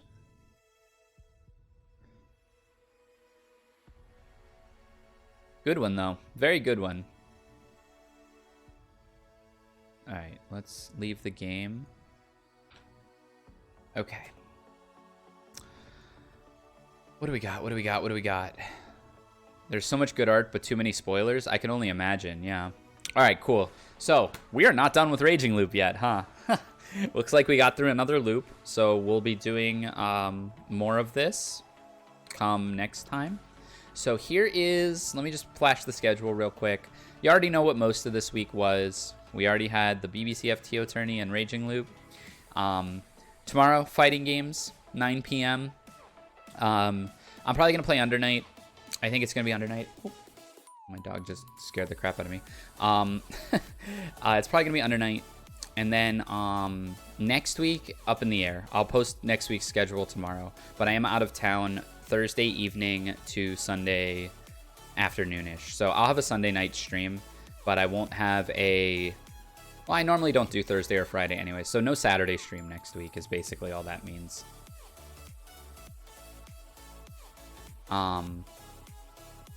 Yeah, my fat chunky wolf scared me. Okay, cool. So I think that's it for today. Come back tomorrow. Thank you to Ablaze and Blamir for the raid. Thank you to Cap for the resub. Thanks for the follows today. We are super close to 300 followers. I know most people watching are already following, but especially for the Raging Loop ones. But like, if we can get 7 more followers, I'll have 300 followers on Twitch, and I have something special planned. I have a debut stream. I'm gonna do a debut stream where I like introduce myself a little more formally. You get to know about a little bit of my history, my likes and dislikes, my plans. If you've seen any other VTuber debut, I'm gonna do an official one at 300 Twitch followers. So keep an eye out for that. Uni tomorrow, and I think that's it. Y'all be good to one another, and I will catch you tomorrow.